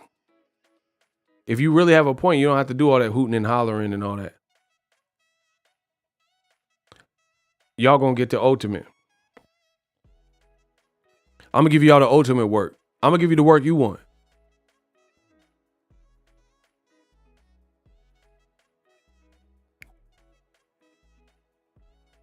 And the other thing is like Crawford, like, oh, I don't understand where the money's going and the money gotta blah, blah, blah. But you trust a foreign company who has never put on a fight of this magnitude.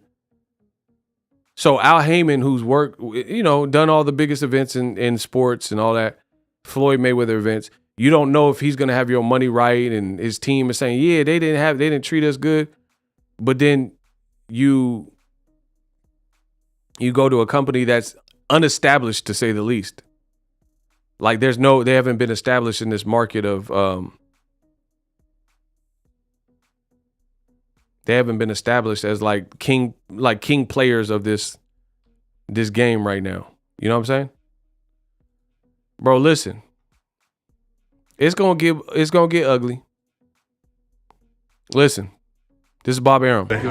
All right, cool. Just wanted to kind of get your thoughts on the, it seemed as though we were going to get Spence versus Crawford immediately, and then Crawford goes on to sign up to fight David Avanesian on BLK Prime. What are your thoughts on that whole thing? My thought is that I really don't know what happened with the negotiation, but I was always somewhat skeptical that they would result in a fight because Crawford had no promoter. And in order to really make a deal like that, you got to go in with a promoter who is prepared to put up a big guarantee for your side. I mean, it was unfair for him to look at Al and ask for Al to put up a major guarantee because Al had no relationship with him. It's another thing for... Oh, y'all dead, bro. Listen. Bud. Bro, Fight Hype got a brand new interview. I can't wait to make a video about this. So, listen. The Bud Buddies is over. Pack it up. Pack it up. Pack it in. Let me begin.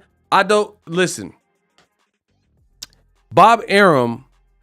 So listen, all that stuff like, oh, support Black Prime and all this stuff. And, oh, you're hating on Crawford. This is his old promoter and he's saying this stuff. So you can say Boxing Ego. Listen, Boxing Ego don't know ish about boxing, but Bob Arum does. Like with it, I'm not saying he tell the truth all the time, but he's telling you when he don't. What I've noticed about Bob Arum is this. When he don't have a horse in the race and he's not actually like an active fighter of his, he'll tell you the truth. The problems where I've seen Bob is where he got Pacquiao and then Mayweather left and then he talking crazy about Mayweather. That's the time where you see like super crazy biased Bob.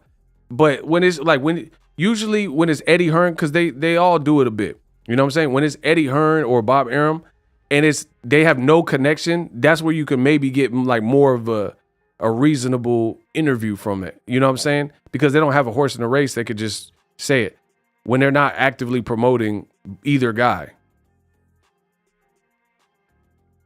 And he said it's wrong of Crawford. Is that I really don't know what happened with because Crawford had no promoter. And in order to really make a deal like that, you got to go in with a promoter who is prepared to put up a big guarantee for your side.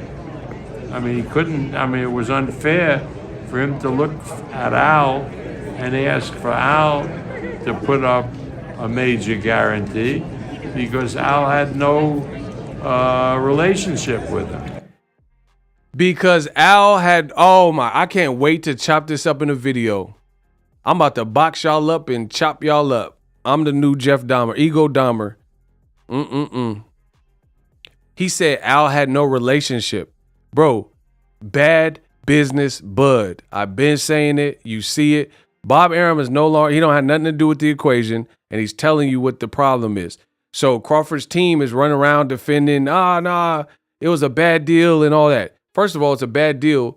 They're saying Bud is trying to not listen to his to his attorney, and he don't want to believe him, and he's trying to talk to Al himself. And then Bob's saying, hey, you need your own promoter. That's why you have a promoter. So how you going to be a paranoid ninja, never done no big fights in your whole career, and then you going to negotiate the biggest fight on your behalf and not listen to your attorney or not trust your attorney and not have a promoter? And all your sales don't track to the point where they would give you a big guarantee. I've told y'all, my last video broke down math because someone tried to compare Bud to Canelo, and why did PBC have money for Canelo but not Bud? Canelo, given the right opponent, he's produced. Bud, no matter what fight he was in, none of them have produced in the manner of a Canelo Alvarez. These are common sense things. It's another thing for Spence to ask Al to put up a guarantee, because Spence has been Al's fighter. Spence has been Al's fighter, which is what I said. Oh my gosh, y'all know y'all messed up. So that was a real problem from the get-go. From the get-go, getting that fight on. Do you think some fighters have unrealistic expectations when it comes to money? Yeah, all the fighters have unrealistic expectations when it comes to money. I mean, that's the nature of sports. Oh my gosh, bro. So now you guys are seeing all this stuff is adding up. And then Bob Arum have nothing to do with PBC. It had nothing to do with that. So he don't have to, he if anything, he had the relationship with Bud. So if he thought that Bud was in the right, then why can't he say that when at least he had the relationship with Bud? So you guys are seeing time and time again what the problem is. Y'all getting buried. Y'all, listen. Y'all want me to bury y'all some more? I told you, we ain't done enough. Actually, I'm going to save it. Because I've been going on for a minute. I'm going to take a break. Appreciate y'all. Get the likes up. I got more content coming. Don't you worry. Deuce.